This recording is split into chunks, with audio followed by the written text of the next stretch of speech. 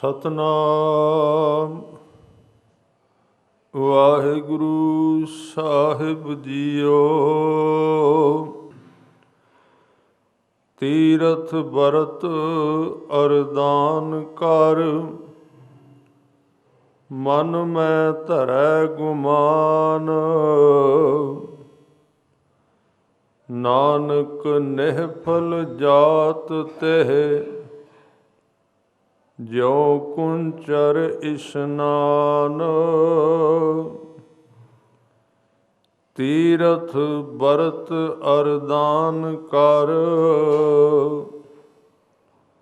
ਮਨ ਮੈਂ ਧਰੈ ਗੁਮਾਨ। ਨਾਨਕ ਨਿਹਫਲ ਜਾਤ ਤਿਹ, ਜਿਉ ਕੁੰਚਰ ਇਸ਼ਨਾਨ। ਵਾਹਿਗੁਰੂ ਜੀ ਕਾ ਖਾਲਸਾ, ਵਾਹਿਗੁਰੂ ਜੀ ਕੀ ਫਤਿਹ। ਗਰੀਬ ਨਵਾਜ਼ ਸੱਚੇ ਪਾਤਸ਼ਾਹ, ਦੀਨ ਦੁਨੀਆ ਦੇ ਮਾਲਕ ਸਤਿਗੁਰੂ ਸ੍ਰੀ ਗੁਰੂ ਗ੍ਰੰਥ ਸਾਹਿਬ ਮਹਾਰਾਜ ਸੱਚੇ ਪਾਤਸ਼ਾਹ ਜੀ ਦੇ ਚਰਨਾਂ ਅੰਦਰ ਸੁਭਾਏਮਾਨ ਗੁਰੂ ਰੂਪ ਸਾਧ ਸੰਗਤ ਜੀਓ, ਅੱਜ ਦਾ ਪ੍ਰਕਰਨ 46 ਨੰਬਰ ਸ਼ਲੋਕਾਂ ਵਿੱਚ ਗੁਰੂ ਤੇਗ ਬਹਾਦਰ ਸਾਹਿਬ ਜੀ ਦੇ ਵਚਨ ਆਪ ਜੀ ਨੇ ਸਰਵਣ ਕੀਤੇ ਹਨ। ਅਖਰੀ ਅਰਥ ਇਸ ਸ਼ਲੋਕ ਦਾ ਇਸ ਪ੍ਰਕਾਰ ਹੈ। ਕੁਝ ਮਨੁੱਖ ਧਾਰਮਿਕ ਕਰਮ ਜਿਵੇਂ ਕਿ ਤੀਰਥਾਂ ਦਾ ਇਸ਼ਨਾਨ, ਵਰਤ ਰੱਖਣੇ, ਦਾਨ ਪੁੰਨ ਕਰਨਾ, ਇਹਨਾਂ ਦਾਨ ਪੁੰਨ ਵਰਤ ਰੱਖਣੇ, ਤੀਰਥਾਂ 'ਤੇ ਜਾਣਾ, ਯਾਤਰਾਵਾਂ ਕਰਨੀਆਂ, ਇਹਨਾਂ ਕਰਮਾਂ ਦਾ ਜੋ ਲੋਕ ਅਭਿਮਾਨ ਕਰਦੇ ਹਨ, ਅਹੰਕਾਰ ਕਰਦੇ ਹਨ, ਗੁਰੂ ਤੇਗ ਬਹਾਦਰ ਸਾਹਿਬ ਕਹਿੰਦੇ ਜਿਵੇਂ ਇੱਕ ਹਾਥੀ ਇਸ਼ਨਾਨ ਕਰਨ ਗਿਆ, ਨਦੀ ਵਿੱਚ ਚੰਗੀ ਤਰ੍ਹਾਂ ਉਸਨੇ ਆਪਣੀ ਮੈਲ ਉਤਾਰ ਲਈ, ਇਸ਼ਨਾਨ ਕਰਕੇ ਬਾਹਰ ਨਿਕਲਿਆ ਤੇ ਬਾਹਰ ਨਿਕਲਦਿਆਂ ਹੀ ਉਸਨੇ ਜ਼ਮੀਨ ਤੋਂ ਮਿੱਟੀ ਚੁੱਕ ਕੇ ਆਪਣੇ ਸਰੀਰ 'ਤੇ ਸੁੱਟਣੀ ਸ਼ੁਰੂ ਕਰ ਦਿੱਤੀ। ਕਹਿੰਦੇ ਕੋਈ ਵੀ ਧਰਮ ਦਾ ਕੰਮ ਹੈ, ਉਹਨੂੰ ਕਰਨ ਵਾਲੇ ਨੂੰ ਸੁਚੇਤ ਰਹਿਣਾ ਚਾਹੀਦਾ ਵੀ ਕਰਕੇ ਜੇ ਅੰਦਰ ਮੈਂ ਅਹੰਕਾਰ ਪੈਦਾ ਹੋਇਆ ਤੇ ਹਾਥੀ ਦੇ ਇਸ਼ਨਾਨ ਵਾਲੀ ਗੱਲ ਹੈ। ਮੈਲ ਜਿੰਨੀ ਉਤਰੀ ਉਸ ਤੋਂ ਹੋਰ ਵੱਧ ਲਾ ਲਈ, ਕਰਮ ਵੀ ਕੀਤਾ, ਥੱਕ ਵੀ ਗਏ, ਸਮਾਂ ਵੀ ਲਾਇਆ। ਇਹ ਹੈ ਗਲਤ ਰਸਤਾ। ਹੁਣ ਇਸ ਸ਼ਲੋਕ ਦੇ ਵਿਸਤਾਰ ਵਿੱਚ ਆਪਾਂ ਜਾਣਨ ਦਾ ਯਤਨ ਕਰਾਂਗੇ। ਜਿੰਨੇ ਵੀ ਇਸ ਧਰਤੀ 'ਤੇ ਧਰਮ ਬਣੇ ਨੇ, ਕਈ ਪ੍ਰਕਾਰ ਦੇ ਉਹਨਾਂ ਨੇ ਕਰਮ ਦਿੱਤੇ ਨੇ, ਕਈ ਪ੍ਰਕਾਰ ਦੇ ਉਹਨਾਂ ਨੇ ਸਾਧਨ ਦਿੱਤੇ ਨੇ, ਤਾਂ ਕਿ ਆਮ ਮਨੁੱਖ ਉਹਨਾਂ ਦੀ ਵਰਤੋਂ ਕਰਕੇ ਸਹਿਜੇ ਸਹਿਜੇ ਪਰਮਾਤਮਾ ਦੇ ਨੇੜੇ ਆਵੇ। ਭਾਵੇਂ ਕਿ ਗੁਰਮਤਿ ਨੇ ਵਰਤ, ਤੀਰਥ ਅਤੇ ਝੂਠੇ ਦਾਨ ਦੀ ਮਨਾਹੀ ਕੀਤੀ ਹੈ, ਪਰ ਇਹ ਜਿਹੜਾ ਤੀਰਥਾਂ ਦਾ ਰਟਨ ਹੈ ਸ਼ੁਰੂ ਤੋਂ ਚੱਲਦਾ ਰਿਹਾ। ਇਹ ਕਿਉਂ ਹੋਇਆ? ਤੀਰਥ ਬਣੇ ਕਿਉਂ? ਤੀਰਥ ਤਾਂ ਬਣੇ ਜਿੱਥੇ ਜਿੱਥੇ ਨਾਮ ਜਪਣ ਵਾਲੇ ਧਰਮੀ ਬੰਦਿਆਂ ਦੇ ਪੈਰ ਟਿਕੇ। ਜਿੰਨੇ ਵੀ ਅੱਜ ਤੱਕ ਦੇ ਮੰਦਰ ਨੇ, ਮਸਜਿਦ ਨੇ, ਗੁਰਦੁਆਰਾ ਹੈ, ਧਾਰਮਿਕ ਥਾਵਾਂ ਬਣੀਆਂ, ਉਹ ਜਿਹੜੀਆਂ ਥਾਵਾਂ ਦੇ ਉੱਤੇ ਪਹਿਲਾਂ ਉਹ ਧਰਮੀ ਬੰਦਿਆਂ ਦੇ ਘਰ ਸਨ। ਕਿਸੇ ਦੇ ਮਨ ਵਿੱਚ ਨਾਮ ਦੀ ਦਾਤ ਟਿਕੀ, ਪਰਮਾਤਮਾ ਦੀ ਯਾਦ ਗਹਿਰੀ ਹੋਈ, ਸੰਤ ਦੀ ਪਦਵੀ ਉਹਨੂੰ ਪ੍ਰਾਪਤ ਹੋ ਗਈ ਤੇ ਉਹਦਾ ਘਰ ਹੀ ਧਾਰਮਿਕ ਥਾਂ ਤੀਰਥ ਬਣ ਗਿਆ, ਜਿੱਥੇ ਉਹਨੇ ਪੈਰ ਰੱਖੇ। ਸਧਾਰਨ ਘਰ, ਇਹ ਦੋ ਤਰ੍ਹਾਂ ਦੇ ਆਦਮੀ ਨੇ ਇੱਥੇ, ਦੋਵਾਂ ਦਾ ਨਾਮ ਸੱਸੇ ਤੋਂ ਪੈਂਦਾ ਹੈ। ਜੇ ਆਪਾਂ ਸੰਸਾਰੀ ਦੀ ਗੱਲ ਕਰਨੇ ਆ, ਉਹ ਵੀ ਸੱਸੇ ਤੋਂ ਸ਼ਬਦ ਪੈਂਦਾ, ਸੰਸਾਰੀ। ਜੇ ਸੰਤ ਦੀ ਗੱਲ ਕਰਨੇ ਆ ਤੇ ਸੰਤ ਲਫ਼ਜ਼ ਦੇ ਅਗਲੇ ਪਾਸੇ ਵੀ ਪਹਿਲਾ ਸੱਸਾ ਸ਼ਬਦ ਆਉਂਦਾ ਹੈ। ਦੋਵਾਂ ਦੇ ਅੱਗੇ ਸੱਸਾ ਹੈ, ਪਰ ਦੋਵਾਂ ਦੀ ਯਾਤਰਾ ਵੱਖਰੀ ਹੈ, ਦੋਵਾਂ ਦੀ ਖੋਜ ਵੱਖਰੀ ਹੈ, ਦੋਵਾਂ ਦੇ ਯਤਨ ਵੱਖਰੇ ਨੇ। ਸੰਸਾਰੀ ਦਾ ਅਰਥ ਹੈ ਜਿਹਦੇ ਅੰਦਰ ਸੰਸਾ ਹੈ, ਸੰਸੇ ਦੇ ਵਿੱਚ ਭਰਿਆ ਹੋਇਆ। ਸੰਸਾ ਕੀ ਹੈ? ਸੰਸੇ ਦਾ ਅਰਥ ਹੈ ਡਰ ਹੈ, ਉਹਦੇ ਅੰਦਰ ਡਰ ਕਾਹਦਾ? ਸੰਸਾਰੀ ਦਾ ਯਤਨ ਹੈ, ਉਹਦੇ ਵਿੱਚ ਇੱਕ ਸੰਸਾ ਦਿਨ ਰਾਤ ਰਹਿੰਦਾ, ਮੈਂ ਕਿਤੇ ਮਿਟ ਨਾ ਜਾਵਾਂ, ਮੈਂ ਕਿਤੇ ਖਤਮ ਨਾ ਹੋ ਜਾ, ਮੈਂ ਆਪਣੇ ਆਪ ਨੂੰ ਬਚਾਵਾਂ। ਉਹ ਇਸ ਯਤਨ ਵਿੱਚ ਹੀ ਜਿਉਂ ਹੋਸ਼ ਸੰਭਾਲਦਾ ਬੰਦਾ। ਸਾਰੀ ਜ਼ਿੰਦਗੀ ਆਪਾਂ ਕਿਹਦੇ ਉੱਤੇ ਲਾਉਂਦੇ ਹਾਂ? ਆਪਣੇ ਆਪ ਨੂੰ ਬਚਾਉਣ 'ਤੇ ਲੱਗੇ ਰਹਿੰਦੇ। ਕੋਸ਼ਿਸ਼ ਸਾਰੀ ਇਹ ਹੈ, ਥੋੜ੍ਹਾ ਜਿਹਾ ਕਿਤੇ ਪਤਾ ਲੱਗਾ ਕੋਈ ਖਤਰਾ ਹੈ, ਕੋਈ ਬਿਮਾਰੀ ਚੱਲੀ, ਆਦਮੀ ਦੌੜਦਾ ਭੱਜਦਾ ਕਾਹਦੇ ਵਾਸਤੇ? ਮੈਂ ਕਿਤੇ ਇਸ ਧਰਤੀ ਤੋਂ ਮਿਟ ਹੀ ਨਾ ਜਾਵਾਂ, ਖਤਮ ਨਾ ਹੋ ਜਾਵਾਂ। ਹੋਂਦ ਬਚਾਉਣ ਲਈ ਹੈ। ਜੇ ਧਨ ਦੇ ਮਾਮਲੇ ਵਿੱਚ ਤੇ ਦਿਨ ਰਾਤ ਕਿਉਂ ਦੌੜਦਾ ਹੈ ਕਿ ਧਰਤੀ ਦੇ ਨਕਸ਼ੇ ਤੋਂ ਮੇਰਾ ਨਾਮ ਨਾ ਕੱਟਿਆ ਜਾ ਕਿਤੇ ਵੀ, ਇਹਦੇ ਨਾਮ ਪ੍ਰਾਪਰਟੀ ਕੋਈ ਨਹੀਂ।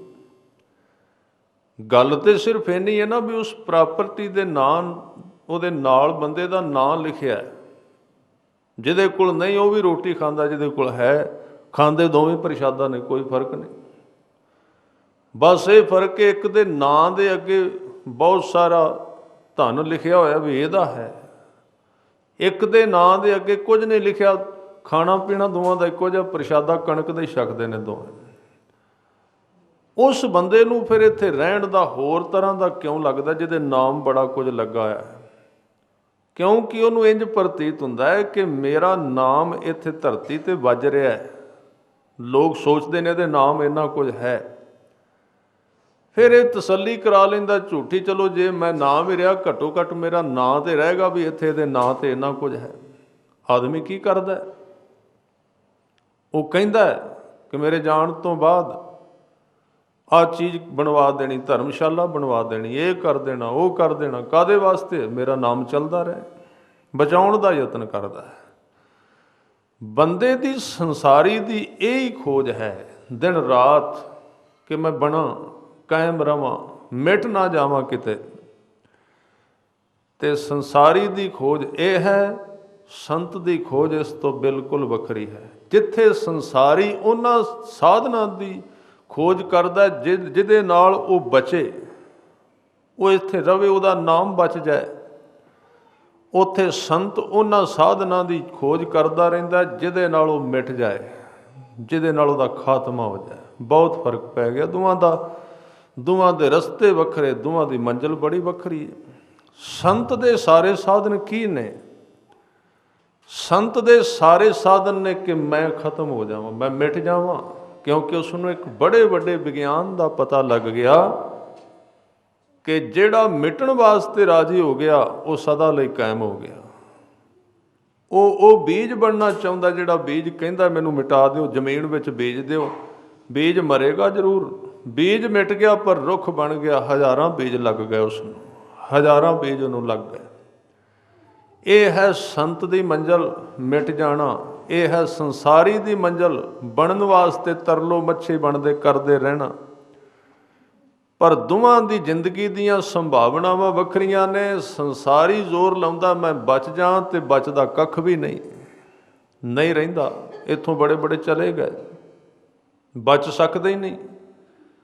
ਉਹਨੇ ਉਹਨਾਂ ਚੀਜ਼ਾਂ ਨੂੰ ਪਕੜਿਆ ਜਿਹੜੀਆਂ ਸਥਿਰ ਨਹੀਂ, ਜਿਹੜੀਆਂ ਟਿਕਣ ਵਾਲੀਆਂ ਨਹੀਂ।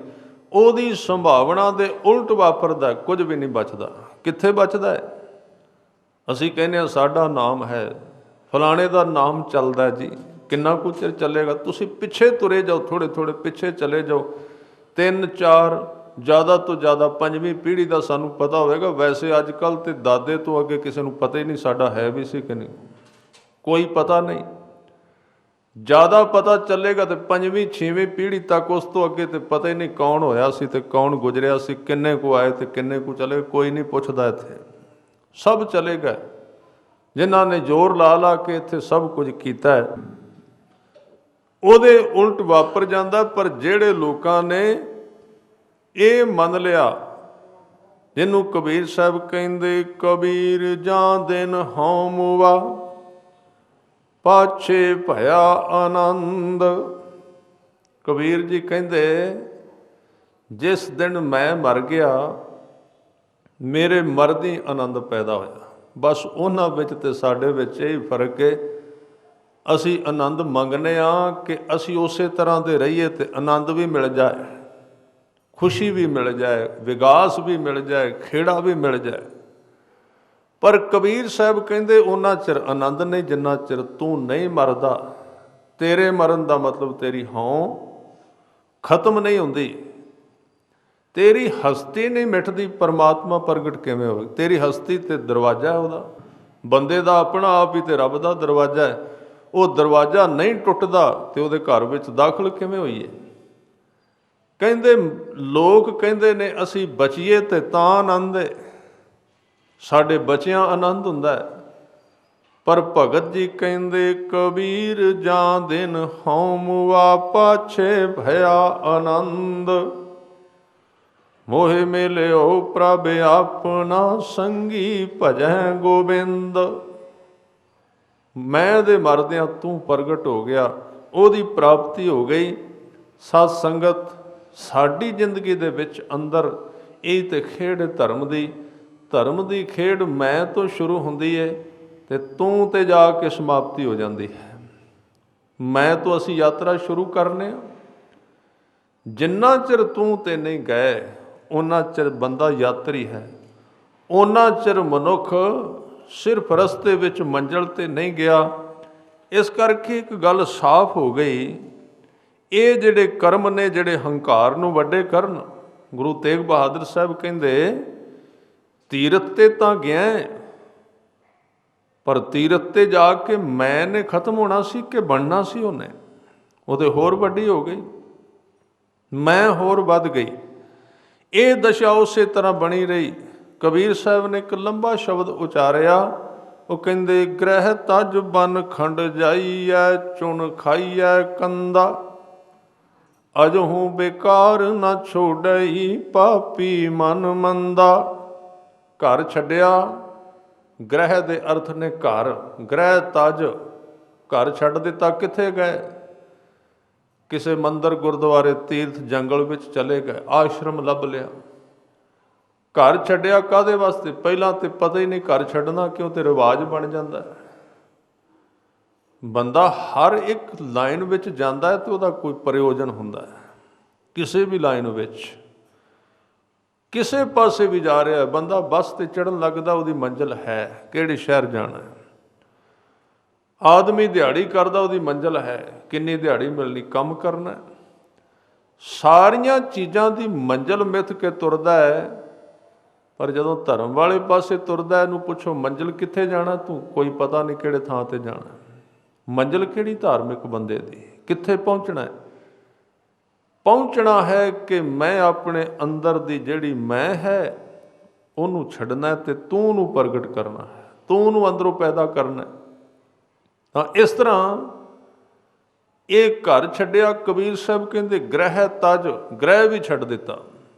ਇੱਥੇ ਇਹ ਨਾ ਅਰਥ ਕਰਨਾ ਵੀ ਇੱਥੇ ਘਰ ਦੇ ਵਿੱਚ ਰਹਿ ਕੇ ਰੱਬ ਮਿਲਦਾ, ਇਹ ਉਪਦੇਸ਼ ਨਹੀਂ।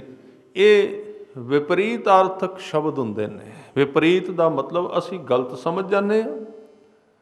ਜਦੋਂ ਗੁਰੂ ਸਾਹਿਬ ਕਹਿਣਗੇ ਕਿ ਵੇਖ ਇਸ਼ਨਾਨ ਕੀਤਿਆਂ ਨਹੀਂ ਮਿਲਦਾ, ਜੇ ਇਸ਼ਨਾਨ ਕੀਤਿਆਂ ਮਿਲਦਾ ਹੋਵੇ ਤੇ ਮੈਂਡਕ, ਕਬੀਰ ਜੀ ਕਹਿੰਦੇ, ਰੋਜ਼ ਨਹਾਉਂਦੇ ਨੇ। ਬੰਦਾ ਕੀ ਕਰੇਗਾ? ਰਾਜੀ ਤੇ ਆਪ ਨਹੀਂ ਇਸ਼ਨਾਨ ਕਰਕੇ, ਪਾਣੀ ਨੂੰ ਤੇ ਹੱਥ ਨਹੀਂ ਲਾਉਣਾ ਚਾਹੁੰਦਾ। ਉਹ ਪੰਕਤੀ ਕੱਢ ਲਏਗਾ ਗੁਰੂ ਗ੍ਰੰਥ ਸਾਹਿਬ ਵਿੱਚੋਂ, ਵੇਖੋ ਪਾਣੀ ਦੇ ਇਸ਼ਨਾਨ ਕੀਤਿਆਂ ਨਹੀਂ ਰੱਬ ਮਿਲਦਾ। ਕਿਤੇ ਨਹੀਂ ਲਿਖਿਆ ਹੋਇਆ ਗੁਰੂ ਗ੍ਰੰਥ ਸਾਹਿਬ ਵਿੱਚ ਇਸ਼ਨਾਨ ਕੀਤਿਆਂ ਰੱਬ ਨਹੀਂ ਮਿਲਦਾ। ਉਹ ਸਿਰਫ ਕਹਿਣਾ ਚਾਹੁੰਦੇ ਵੀ ਇਸ਼ਨਾਨ ਸਾਧਨ ਹੈ, ਸਿੱਧੀ ਨਹੀਂ। ਇਸ਼ਨਾਨ ਮਾਰਗ ਹੈ, ਮੰਜ਼ਿਲ ਨਹੀਂ। ਇਹ ਨਾ ਸੋਚ ਲਈ ਇਸ਼ਨਾਨੀ ਹੋ ਗਏ, ਸ਼ੁੱਧ ਹੋ ਗਏ, ਪਵਿੱਤਰ ਹੋ ਗਏ ਤੇ ਪਰਮਾਤਮਾ ਦੀ ਪ੍ਰਾਪਤੀ ਹੋ ਗਈ।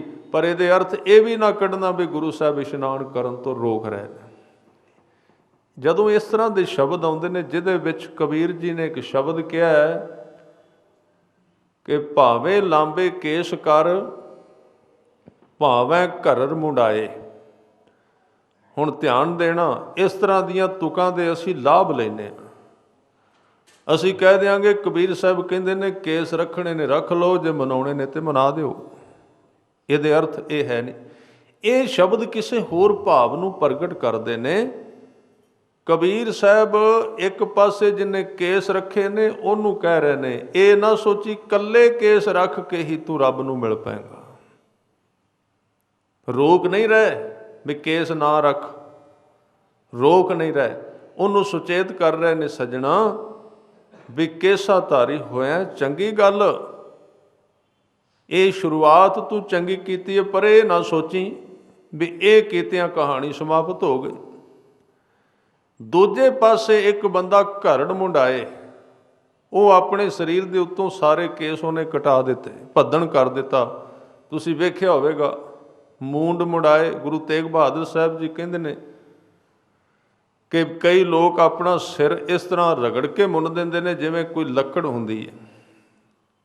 ਉਹਨਾਂ ਨੂੰ ਸਮਝਾ ਰਿਹਾ ਕਿ ਇਸ ਤਰ੍ਹਾਂ ਵੀ ਨਹੀਂ, ਕਿਤੇ ਸੋਚੇ ਕਿ ਇਸ ਤਰ੍ਹਾਂ ਕੀਤਿਆਂ ਹੀ ਪਰਮਾਤਮਾ ਮਿਲੇਗਾ। ਉਹਨਾਂ ਦੇ ਕਹਿਣ ਦਾ ਮਤਲਬ ਕਿਸੇ ਸਾਧਨ ਨੂੰ ਵਰਤ ਕੇ ਉਹਦੇ ਹੰਕਾਰ ਵਿੱਚ ਬੰਦਾ ਨਾ ਫਸੇ, ਨਾ ਤੇ ਭੱਦਣ ਵਾਲਾ ਤੇ ਨਾ ਰੱਖਣ ਵਾਲਾ।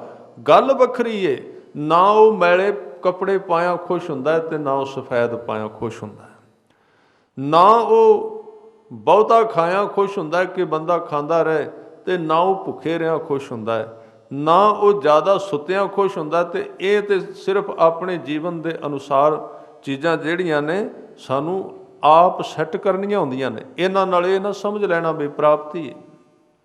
ਥੋੜ੍ਹਾ ਜਿਹਾ ਕੋਈ ਵਿਅਕਤੀ ਖਾਣਾ ਪੀਣਾ ਘੱਟ ਕਰਦਾ ਹੈ ਤੇ ਸਿੱਧਾ ਨਾ ਕਹੇਗਾ, ਵਲ ਫੇਰ ਕੇ ਗੱਲ ਕਰ ਹੀ ਜਾਏਗਾ, ਬਸ ਇੰਨਾ ਕੋਈ ਖਾਈਦਾ, ਕੋਈ ਫਰਕ ਨਹੀਂ, ਬਹੁਤ ਛੱਡ ਦਿੱਤਾ ਜੀ। ਹੁਣ ਉੱਥੇ ਰੁਕ ਗਿਆ, ਉਹਦਾ ਇੱਕ ਹੰਕਾਰ ਬਣ ਗਿਆ। ਕਰਮ ਚੰਗਾ ਸੀ, ਕਰਮ ਦੇ ਵਿੱਚ ਮੈਲ ਆ ਗਈ, ਮੈਂ ਬਣ ਗਈ ਘੱਟ ਖਾਣ ਦੀ। ਘੱਟ ਸੌਂਦਾ ਸੀ, ਹੁਣ ਗੱਲ ਬਾਤ ਦੇ ਵਿੱਚ ਵਲ ਫੇਰ ਪਾ ਕੇ ਦੱਸਣਾ ਚਾਹੁੰਦਾ ਮੈਂ ਸੌਂਦਾ ਬੜਾ ਘੱਟ ਹਾਂ। ਮੈਲ ਲੱਗਣੀ ਸ਼ੁਰੂ ਹੋ ਗਈ। ਕੋਈ ਵੀ ਕਰਮ ਭਾਵੇਂ ਉਹ ਚੰਗਾ ਵੀ ਕਿਉਂ ਨਹੀਂ, ਜਿਹਦੇ ਵਿੱਚ ਬੰਦਾ ਉਸ ਕੰਮ ਨੂੰ ਕਰਕੇ ਸੋਚਦਾ ਹੈ ਕਿ ਕੀਤਾ ਹੈ ਤੇ ਹੁਣ ਮੈਂ ਸੰਪੂਰਨ ਹੋ ਗਿਆ, ਉਹੀ ਉਹਦੇ ਵਾਸਤੇ ਬੰਧਨ ਬਣ ਜਾਂਦਾ ਹੈ। ਖਿਆਲ ਰੱਖਣਾ, ਮੈਂ ਕਈ ਵਾਰੀ ਉਦਾਹਰਨ ਦਿੱਤੀ ਹੈ, ਰਾਹ ਵਿੱਚ ਕੰਡੇ ਖਿਲਰੇ ਹੋਣ, ਉਹਨਾਂ ਤੋਂ ਬਚਣ ਦਾ ਇੱਕ ਸਾਧਨ ਹੈ ਕਿ ਜੋੜਾ ਪੈਰਾਂ ਵਿੱਚ ਪਾਈਏ, ਜੁੱਤੀ ਪਾਈ ਹੈ ਤਾਂ ਕਿ ਕੰਡਿਆਂ ਤੋਂ ਬੰਦਾ ਬਚੇ। ਪਰ ਕਦੀ ਕਦੀ ਕੀ ਹੁੰਦਾ ਹੈ, ਜੋੜੇ ਨੂੰ ਪਾਇਆ, ਜੁੱਤੀ ਪਾਇਆ, ਕੰਡਿਆਂ ਤੋਂ ਤੇ ਬਚ ਜਾਈਦਾ। ਕਈ ਵਾਰੀ ਉਸ ਜੁੱਤੀ ਦੇ ਵਿਚਲੇ ਕਿੱਲ ਜਿਹੜੇ ਨੇ ਉਹ ਹੀ ਬੰਦੇ ਨੂੰ ਚੁੱਭਣ ਲੱਗ ਪੈਂਦੇ ਨੇ, ਉਹਦੇ ਤੋਂ ਵੀ ਖਤਰਨਾਕ ਕੰਡਾ ਤੇ ਕਦੀ ਕਿਤੇ ਆਉਂਦਾ ਹੈ ਨਾ, ਬੰਦਾ ਉਹਦੇ ਤੋਂ ਇੱਧਰ ਉੱਧਰ ਪੈਰ ਰੱਖ ਕੇ ਨਿਕਲ ਹੀ ਜਾਏਗਾ। ਤੇ ਜੇ ਜੁੱਤੀ ਵਿਚਲਾ ਕਿੱਲ ਚੁੱਭਣ ਲੱਗ ਪਿਆ, ਉਹ ਤੇ ਹਰ ਇੱਕ ਕਦਮ ਤੇ ਚੁੱਭਦਾ, ਉਹ ਤੇ ਹਰ ਇੱਕ ਕਦਮ ਤੇ ਚੁੱਭਦਾ। ਸੱਚੇ ਪਾਤਸ਼ਾਹ ਕਹਿੰਦੇ ਸਾਧਨ ਨੇ ਸਾਰੇ ਧਰਮ ਦੇ, ਪਰ ਜੇ ਤੇਰੀ ਜ਼ਿੰਦਗੀ ਵਿੱਚ ਹਉਮੈ ਦਾ ਕਿੱਲ ਆ ਗਿਆ ਤੇ ਇੱਕ ਇੱਕ ਕਦਮ ਤੇ ਜਿੰਨਾ ਤੁਰੇਗਾ ਓਨਾ ਹੀ ਚੁੱਭੇਗਾ। ਜਦੋਂ ਤੁਰੇਗਾ ਉਦੋਂ ਹੀ ਚੁੱਭੇਗਾ। ਜਿਉਂ ਜਿਉਂ ਚੱਲੈ ਚੁੱਭੈ, ਜਿਉਂ ਅਸੀਂ ਪੈਰ ਚੁੱਕਾਂਗੇ ਨਾਲ ਹੀ ਚੁੱਭੇਗਾ ਹੰਕਾਰ ਦਾ ਕੰਡਾ। ਜਿਉਂ ਜਿਉਂ ਚੱਲੈ ਚੁੱਭੈ ਦੁੱਖ ਪਾਵਹਿ, ਬੰਦਾ ਦੁਖੀ ਹੁੰਦਾ ਹੰਕਾਰ ਕਰਕੇ। ਜਮਕਾਲ ਸਹਿ ਸਿਰ ਡੰਡਾ ਹੈ, ਉਹ ਜਮਾਂ ਦਾ ਡੰਡਾ ਉਹਦੇ ਸਿਰ ਤੇ ਖੜਾ ਰਹਿੰਦਾ ਹੈ ਔਰ ਇਹ ਹੰਕਾਰ ਉਹਨੂੰ ਦੁਖੀ ਕਰਦਾ ਰਹਿੰਦਾ ਹੈ। ਹੰਕਾਰ ਕਰਕੇ ਹੀ ਤੇ ਬੰਦਾ ਇੱਥੇ ਹਰ ਇੱਕ ਵੈਰ ਵਿਰੋਧ ਵਿੱਚ ਪੈਂਦਾ ਹੈ। ਹੰਕਾਰ ਕਰਕੇ ਛੋਟਾ ਬੰਦਾ, ਕਮਜ਼ੋਰ ਬੰਦਾ ਹੀਨਤਾ ਵਿੱਚ ਚਲਾ ਜਾਂਦਾ ਕਿ ਮੈਂ ਦੂਜੇ ਦੇ ਬਰਾਬਰ ਨਹੀਂ, ਮੈਂ ਨੀਵਾਂ ਹਾਂ। ਹੰਕਾਰ ਕਰਕੇ ਵੱਡਾ ਬੰਦਾ ਇਸ ਡਰ ਵਿੱਚ ਰਹਿੰਦਾ ਹੈ ਕਿ ਜੇ ਇਸ ਵਡਿਆਈ ਵਿੱਚ ਕੋਈ ਫਰਕ ਪੈ ਗਿਆ ਮੈਂ ਦੁਖੀ ਹੋ ਜਾਣਾ ਹੈ। ਅਸਲ ਵਿੱਚ ਉਹ ਬੰਦਾ ਨਹੀਂ ਦੁਖੀ ਹੁੰਦਾ, ਉਹਦਾ ਮਨ ਦੁਖੀ ਹੁੰਦਾ ਹੈ। ਹੰਕਾਰ ਦੀ ਖੁਰਾਕ ਮਨ ਦੀ ਖੁਰਾਕ ਹੈ, ਆਦਮੀ ਦੀ ਖੁਰਾਕ ਨਹੀਂ ਹੈ। ਉਹਦੇ ਮਨ ਦੀ ਦੁਨੀਆ ਹੈ। ਉਹ ਹੰਕਾਰ ਘਟੇ, ਚਾਰ ਬੰਦੇ ਸਤਿਕਾਰ ਕਰਦੇ ਨੇ, ਉਹਨਾਂ ਵਿੱਚੋਂ ਇੱਕ ਨੇ ਨਾ ਕੀਤਾ, ਚੋਟ ਲੱਗ ਗਈ, ਕਿਹਨੂੰ ਲੱਗੀ? ਆਦਮੀ ਨੂੰ ਥੋੜ੍ਹਾ ਲੱਗਦੀ ਹੈ। ਬੰਦੇ ਦੀ ਖੁਰਾਕ ਹੰਕਾਰ ਨਹੀਂ, ਬੰਦੇ ਦੀ ਖੁਰਾਕ ਤੇ ਨਾਮ ਹੈ। ਇਹ ਹੰਕਾਰ ਦੀ ਖੁਰਾਕ ਮਨ ਨੂੰ ਮਿਲਦੀ ਏ, ਤੇ ਜਦੋਂ ਹੰਕਾਰ ਪੂਰਾ ਨਹੀਂ ਹੁੰਦਾ, ਬੰਦਾ ਪਰਤ ਕੇ ਆਪਣੀ ਹਰ ਇੱਕ ਚੀਜ਼ ਦੇ ਵਿੱਚੋਂ ਵਡਿਆਈ ਸ਼ੋਭਾ ਸੁਣਨੀ ਚਾਹੁੰਦਾ ਹੈ। ਕਿਤੇ ਬਰੀਕ ਥਾਂ ਤੇ ਬੈਠਾ ਹੋਇਆ ਸਭ ਕੁਝ, ਤਾਂ ਇਸ ਨੂੰ ਰੋਕਣ ਦਾ ਯਤਨ ਕਰ ਰਹੇ ਨੇ ਕਿ ਕਈ ਕਰਮ ਕੀਤੇ। ਕਬੀਰ ਸਾਹਿਬ ਕਹਿੰਦੇ ਗ੍ਰਹਿ ਤਜ ਬਨ ਖੰਡ ਜਾਈਐ। ਬਨ ਖੰਡ ਦਾ ਅਰਥ ਹੈ ਜੰਗਲ ਦੀ ਧਰਤੀ। ਚੁਣ ਖਾਈਐ ਕੰਦਾ। ਕੰਧ ਕਹਿੰਦੇ ਨੇ ਜੜ੍ਹਾਂ ਪੁੱਟ ਕੇ ਖਾਣੀਆਂ। ਪੁਰਾਣੇ ਯੋਗੀ ਸਨ ਜਿਹੜੇ ਘਰਾਂ ਵਿੱਚੋਂ ਚਲੇ ਜਾਂਦੇ ਸਨ ਸਾਧਨਾ ਕਰਨ ਵਾਸਤੇ। ਸਾਧਨਾ ਕਰਨ ਵਾਸਤੇ ਚਲੇ ਜਾਂਦੇ ਸੀ। ਕਾਹਦੇ ਵਾਸਤੇ? ਨਾ ਦੂਜਾ ਮਿਲੇ, ਨਾ ਕ੍ਰੋਧ ਆਵੇ, ਨਾ ਅੰਦਰ ਸੜੇ, ਇਕੱਲੇ ਹੋ ਜਾਓ। ਨਾ ਕੋਈ ਦੂਜਾ ਮਿਲੇ, ਨਾ ਵਾਸ਼ਨਾ ਜਾਗੇ, ਇਕੱਲੇ ਹੋ ਜਾਓ। ਨਾ ਹੰਕਾਰ, ਨਾ ਕਿਸੇ ਚੀਜ਼ ਦੀ ਲੋੜ। ਲੋਭ ਵੀ ਮਰੇਗਾ, ਇਸ ਵਾਸਤੇ ਜਾਂਦੇ ਨੇ। ਉੱਥੇ ਗਏ, ਖੁਰਾਕ ਵੀ ਬੰਦ ਕਰ ਦਿੱਤੀ। ਖਾਧਾ ਕੀ? ਰੁੱਖਾਂ ਦੀਆਂ ਜੜ੍ਹਾਂ ਪੁੱਟ-ਪੁੱਟ ਕੇ ਖਾਧੀਆਂ। ਉਹਨਾਂ ਜੜ੍ਹਾਂ ਦੇ ਵਿੱਚ ਕਿਹੜੇ ਤੱਤ ਹੁੰਦੇ ਨੇ? ਜਿਹੜੇ ਵਾਸ਼ਨਾ ਨਹੀਂ ਪੈਦਾ ਹੋਣ ਦਿੰਦੇ। ਉਹ ਖਾ ਖਾ ਕੇ ਨਾ ਇੱਕ ਵਾਰੀ ਲੱਗਾ ਕਿ ਵਾਸ਼ਨਾ ਬੰਦ ਹੋ ਗਈ, ਖਤਮ ਹੋ ਗਈ। ਪਰ ਇਹ ਉਹਨਾਂ ਦਾ ਭੁਲੇਖਾ ਸੀ। ਖੁਰਾਕ ਬੰਦ ਕਰ ਦਿੱਤੀ, ਭੁਲੇਖਾ ਪੈ ਗਿਆ। ਵਾਸ਼ਨਾ ਨਹੀਂ ਗਈ, ਉਹ ਤੇ ਅਨਾਜ ਬੰਦ ਕਰ ਦਿੱਤਾ ਤਾਂ ਹੋਇਆ ਸੀ। ਗ੍ਰਹਿ ਤਜ ਬਨ ਖੰਡ ਜਾਈਐ, ਚੁਣ ਖਾਈਐ ਕੰਦਾ। ਉਹ ਵਿਅਕਤੀ ਜਿਉਂ ਹੀ ਸੰਸਾਰ ਵਿੱਚ ਆਏਗਾ, ਉਹ ਪ੍ਰਵਿਰਤੀ ਫਿਰ ਲਾਗੂ ਹੋ ਜਾਏਗੀ। ਉਹਦੀ ਜੜ ਕਿਤੇ ਹੋਰ ਹੈ, ਕਿਸੇ ਡੂੰਘੀ ਥਾਂ ਤੇ ਉਹਦੀ ਜੜ ਖੜੀ ਹੋਈ ਹੈ। ਇਸ ਲਈ ਗੁਰੂ ਅਰਜਨ ਦੇਵ ਸੱਚੇ ਪਾਤਸ਼ਾਹ ਜੀ ਹੋਰ ਇਹਦੀ ਤਾਕੀਦ ਬੜੇ ਖੁੱਲ੍ਹੇ ਸ਼ਬਦਾਂ ਵਿੱਚ ਕਰ ਦਿੰਦੇ ਨੇ। ਉਹਨਾਂ ਨੇ ਬਚਨ ਕੀਤਾ, ਨਿਮਖ ਨਿਮਖ ਕਰ ਸਰੀਰ ਕਟਾਵੈ, ਤਉ ਪੀ ਹਉ ਮੈਂ ਮੈਲ ਨਾ ਜਾਵੈ। ਜੇ ਕੋਈ ਬੰਦਾ ਆਪਣੇ ਸਰੀਰ ਨੂੰ ਇੱਕ ਇੱਕ ਇੰਚ ਵੀ ਕਟਾ ਦੇ ਕਿ ਇਹਦੇ ਕਟਾਇਆ ਮੇਰੀ ਹਉਮੈ ਮਰੇਗੀ। ਹਉਮੈ ਹੋਰ ਚੀਜ਼, ਹੋਰ ਕਿਸੇ ਥਾਂ। ਜਿੱਥੇ ਬਿਮਾਰੀ ਬੈਠੀ ਜੇ ਉੱਥੇ ਦਵਾਈ ਨਾ ਜਾਵੇ ਤੇ ਸਰੀਰ ਕੀ ਕਰੇਗਾ? ਰੋਗ ਲੱਗਾ ਜੜ ਵਿੱਚ, ਪੱਤਿਆਂ ਤੇ ਸਪਰੇਅ ਦੇ ਕੀ ਅਰਥ ਨੇ? ਦਵਾਈ ਤੇ ਉੱਥੇ ਜਾਏ। ਹੰਕਾਰ ਦੀ ਜੜ ਕਿਤੇ ਮਨ ਵਿੱਚ। ਹਾਂ, ਸਾਧਨ ਜ਼ਰੂਰ ਸਿਰੇ ਖਿਆਲ ਰੱਖਣਾ। ਸਾਧਨ ਸਰੀਰ ਹੀ ਹੈ, ਮਨ ਤੱਕ ਕੋਈ ਵੀ ਚੀਜ਼ ਭੇਜਣੀ ਹੈ, ਹੋਰ ਕੋਈ ਰਾਹ ਨਹੀਂ। ਸਰੀਰ ਦੇ ਰਾਹੀਂ ਜਾਏਗੀ। ਪਰ ਦਵਾਈ ਤਾਂ ਠੀਕ ਹੋਵੇ ਨਾ, ਦਵਾਈ ਠੀਕ ਹੋਵੇ। ਇਸ ਕਰਕੇ ਗੁਰੂ ਸਾਹਿਬ ਨੇ ਕਿਹਾ, ਜਿੰਨੇ ਤੈਨੂੰ ਰੋਗ ਨੇ ਉਹਨਾਂ ਸਾਰਿਆਂ ਦੀ ਦਵਾਈ ਹੈ ਨਾਮ। ਤੇ ਰੋਗ ਤੇਰੇ ਮਨ ਵਿੱਚ ਹੈ, ਤਨ ਵਿੱਚ ਨਹੀਂ ਹੈ। ਬਿਲਕੁਲ ਤਨ ਵਿੱਚ ਕੋਈ ਵਿਕਾਰ ਨਹੀਂ ਹੈ, ਬਿਲਕੁਲ 100% ਖਾਲੀ ਹੈ। ਵਿਕਾਰ ਮਨ ਵਿੱਚ ਹੈ, ਦਵਾਈ ਨਾਮ ਹੈ। ਤੇ ਮਨ ਲੱਭਦਾ ਨਹੀਂ, ਕਿੱਥੇ ਪਾਈਏ? ਜੇ ਨਾਮ ਔਖਦੀ ਹੈ, ਸਰਬ ਰੋਗ ਕਾ ਔਖਦ ਨਾਮ, ਤਾਂ ਦਵਾਈ ਕਿੱਥੇ ਭੇਜੀਏ? ਮਨ ਵਿੱਚ ਨੇ ਰੋਗ ਸਾਰੇ, ਉੱਥੇ ਲੁਕ ਕੇ ਬੈਠੇ ਨੇ ਤੇ ਮਨ ਲੱਭਦਾ ਨਹੀਂ। ਕਿੱਥੋਂ ਲੱਭੋਗੇ? ਇਹ ਮਨ ਕੈਠੈ ਰਹਤਾ। ਇਹ ਮਨ ਕਿੱਥੇ ਰਹਿੰਦਾ ਹੈ? ਤੁਸੀਂ ਇੱਕ ਥਾਂ ਤੇ ਦਵਾਈ ਪਾਓਗੇ, ਦੂਜੇ ਥਾਂ ਤੇ ਚਲਾ ਜਾਏਗਾ। ਉਹਨੇ ਥਾਂ ਬਦਲ ਜਾਣੀ ਹੈ। ਬੜਾ ਤੇਜ਼ ਤਰਾਰ ਹੈ, ਕਬ ਹੂੰ ਜੀੜਾ ਊਬ ਚੜ੍ਹਤਾ ਹੈ, ਕਬ ਹੂੰ ਜਾਏ ਪਿਆਲੇ। ਕਿੱਥੇ ਉਹ ਪਕੜਿਆ ਨਹੀਂ ਜਾਂਦਾ। ਤੇ ਸਤਿਗੁਰੂ ਨੇ ਫਿਰ ਇੱਕ ਬਹੁਤ ਵਧੀਆ ਤਰੀਕਾ, ਕਿਉਂਕਿ ਮਨ ਤੱਕ ਜਿਹੜੀ ਚੀਜ਼ ਭੇਜਣੀ ਹੈ ਕੋਈ ਸਿੱਧੀ ਨਹੀਂ ਭੇਜ ਸਕਦਾ। ਸਰੀਰ ਨੂੰ ਵਿੱਚ ਲਿਆਉਣਾ ਪਏਗਾ, ਸਰੀਰ ਨੂੰ ਸਾਧਨ ਬਣਾਉਣਾ ਪਏਗਾ। ਤੇ ਮਨ ਤੱਕ ਜੇ ਨਾਮ ਭੇਜਣਾ ਹੈ ਤੇ ਦੋ ਚੀਜ਼ਾਂ ਦੀ ਵਰਤੋਂ ਸਿਖਾਈ ਗੁਰੂ ਸਾਹਿਬ ਨੇ, ਰਸਨਾ ਦੀ ਤੇ ਕੰਨਾਂ ਦੀ। ਕਹਿੰਦੇ ਰਸਨਾ ਨਾਲ ਜਪ, ਕੰਨਾਂ ਨਾਲ ਸੁਣ, ਮਨ ਤੱਕ ਚੀਜ਼ਾਂ ਜਾਣੀਆਂ ਸ਼ੁਰੂ ਹੋ ਜਾਣਗੀਆਂ। ਸ਼ਬਦ ਮਨ ਦੇ ਵਿੱਚ ਪੈਣੇ ਸ਼ੁਰੂ ਹੋ ਜਾਣਗੇ। ਫਿਰ ਗੁਰੂ ਸਾਹਿਬ ਨੇ ਸਾਰੇ ਸਰੀਰ ਦੀ ਬਣਤਰ, ਇਹਦਾ ਬਹਿਣਾ ਉੱਠਣਾ ਸ਼ੁੱਧ ਕਰਨ ਵਾਸਤੇ ਕਿਹਾ, ਵੇਖਣਾ ਠੀਕ ਕਰਨ ਵਾਸਤੇ ਕਿਹਾ। ਸਰੀਰ ਹੈ ਇੰਜੈਕਸ਼ਨ, ਨਾਮ ਹੈ ਦਵਾਈ। ਇਹਦੇ ਰਾਹੀਂ ਨਾਮ ਮਨ ਵਿੱਚ ਜਾਏਗਾ। ਫਿਰ ਉਹ ਦਵਾਈ ਵੀ ਸੋਧੀ ਹੋਈ ਹੋਵੇ। ਉਹ ਨਾਮ ਜਿਹੜਾ ਹੈ, ਇੱਕ ਦਵਾਈ ਸਿੱਧੀ ਖਾਣੀ ਬੜੀ ਖਤਰਨਾਕ। ਬਿਨਾਂ ਕਿਸੇ ਪਰਫੈਕਟ ਡਾਕਟਰ ਤੋਂ ਬਿਨਾਂ ਦਵਾਈਆਂ ਦੇ ਤੇ ਸਟੋਰ ਭਰੇ ਪਏ ਨੇ।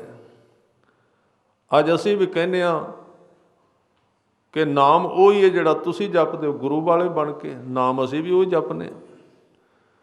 ਗੁਰੂ ਤੁਹਾਡੇ ਨੇ, ਗੁਰੂ ਗ੍ਰੰਥ ਸਾਹਿਬ ਸਾਡੇ ਨਹੀਂ ਹੋ ਸਕਦੇ, ਪੰਜਾਬੀ ਸਾਨੂੰ ਵੀ ਆਉਂਦੀ ਹੈ, ਕੀ ਫਰਕ ਪੈ ਗਿਆ? ਗਿਆਨ ਭਰਿਆ ਹੋਇਆ ਗੁਰੂ ਗ੍ਰੰਥ ਸਾਹਿਬ ਮਹਾਰਾਜ ਦੇ ਵਿੱਚ, ਗੁਰੂ ਧਾਰਿਆ ਗੁਰੂ ਗ੍ਰੰਥ ਸਾਹਿਬ ਜੀ ਨੂੰ।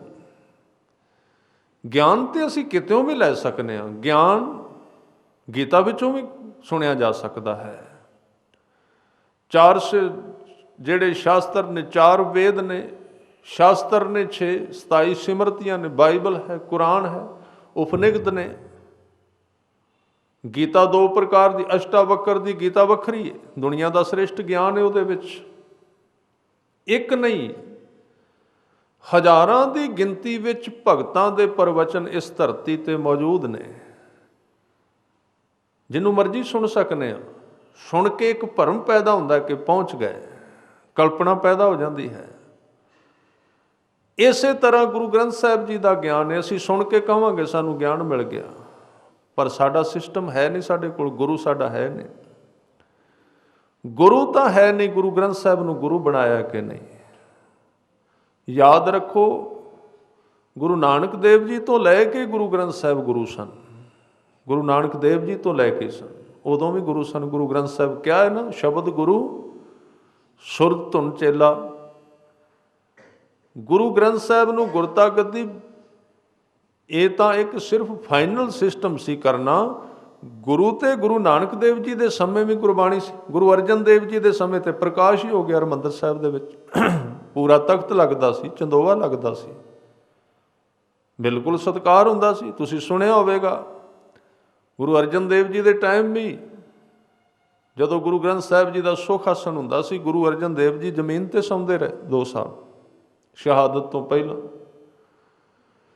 ਤਾਂ ਉਦੋਂ ਵੀ ਗੁਰੂ ਗ੍ਰੰਥ ਸਾਹਿਬ ਗੁਰੂ ਸੀ, ਪਰ ਗੁਰੂ ਗ੍ਰੰਥ ਸਾਹਿਬ ਪਾਤਸ਼ਾਹ ਜੀ ਨੂੰ, ਸ਼ਬਦ ਨੂੰ ਗੁਰੂ ਧਾਰਨ ਕਰਨ ਵਾਸਤੇ ਵਿੱਚ ਗੁਰੂ ਨਾਨਕ ਦੇਵ ਜੀ ਨੂੰ ਲਿਆਉਣਾ ਪੈਂਦਾ ਸੀ। ਉਹਨਾਂ ਦਾ ਸਰੀਰ ਵਿੱਚ ਦੇਹ ਆਉਂਦੀ ਸੀ, ਬਿਲਕੁਲ ਸਾਫ਼ ਹੈ, ਕੋਈ ਓਲਾ ਨਹੀਂ ਹੈ, ਵਿੱਚ ਦੇਹ ਆਉਂਦੀ ਸੀ। ਗੁਰੂ ਨਾਨਕ ਦੇਵ ਜੀ ਸਿੱਖ ਨੂੰ ਕਹਿੰਦੇ ਸਨ, ਸਿੱਖਾ ਕਹੋ ਵਾਹਿਗੁਰੂ, ਉਹ ਵਾਹਿਗੁਰੂ ਕਹਿੰਦਾ ਸੀ ਤੇ ਸਿੱਖ ਡਾਇਰੈਕਟ ਸ਼ਬਦ ਨਾਲ ਜੁੜ ਜਾਂਦਾ ਸੀ। ਗੁਰੂ ਨਾਨਕ ਸਾਹਿਬ ਫਿਰ ਰਾਹ ਦੱਸ ਦਿੰਦੇ ਸਨ, ਕਹਿੰਦੇ ਸਨ ਜੁੜ ਹੁਣ ਸ਼ਬਦ ਦੇ ਨਾਲ, ਹੁਣ ਮੇਰਾ ਕੰਮ ਨਹੀਂ ਵਿਚ ਰਿਹਾ, ਤੂੰ ਆਪਣਾ ਕੰਮ ਕਰ, ਹੁਣ ਕਮਾ ਹੁਣ ਇਸ ਬਾਣੀ ਦੇ ਉਪਦੇਸ਼, ਹੁਣ ਤੂੰ ਸਿੱਧਾ ਗੁਰੂ ਗ੍ਰੰਥ ਸਾਹਿਬ ਨਾਲ ਜੁੜ ਜਾ। ਜੇ ਇਹਦੀ ਉਦਾਹਰਨ ਲੈਣੀ ਹੋਵੇ ਤਾਂ ਇੱਕ ਉਦਾਹਰਨ ਵੀ ਮੈਂ ਤੁਹਾਡੇ ਨਾਲ ਸਾਂਝੀ ਕਰ ਦਿਆਂ। ਗੁਰੂ ਨਾਨਕ ਦੇਵ ਜੀ ਨੇ ਵੀ ਗੁਰੂ ਗ੍ਰੰਥ ਸਾਹਿਬ ਨਾਲ ਜੋੜਿਆ ਸਿੱਖਾਂ ਨੂੰ, ਬਾਣੀ ਨਾਲ ਜੋੜਿਆ।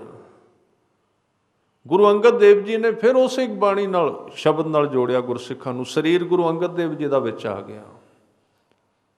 ਸਾਰੇ ਗੁਰੂ ਬਾਣੀ ਨਾਲ, ਗੁਰੂ ਗ੍ਰੰਥ ਸਾਹਿਬ ਨਾਲ ਜੋੜਦੇ ਰਹੇ। ਤੇ ਗੁਰੂ ਰਾਮਦਾਸ ਜੀ ਨੇ ਤੇ ਕਹਿ ਵੀ ਦਿੱਤਾ, ਬਾਣੀ ਗੁਰੂ, ਗੁਰੂ ਹੈ ਬਾਣੀ ਵਿੱਚ ਬਾਣੀ ਅੰਮ੍ਰਿਤ ਸਾਰੇ, ਗੁਰਬਾਣੀ ਕਹੈ ਸੇਵਕ ਜਨ ਮਾਨੈ, ਪ੍ਰਤੱਖ ਗੁਰੂ ਨਿਸਤਾਰੈ। ਪ੍ਰਤੱਖ ਗੁਰੂ ਕੌਣ ਹੈ?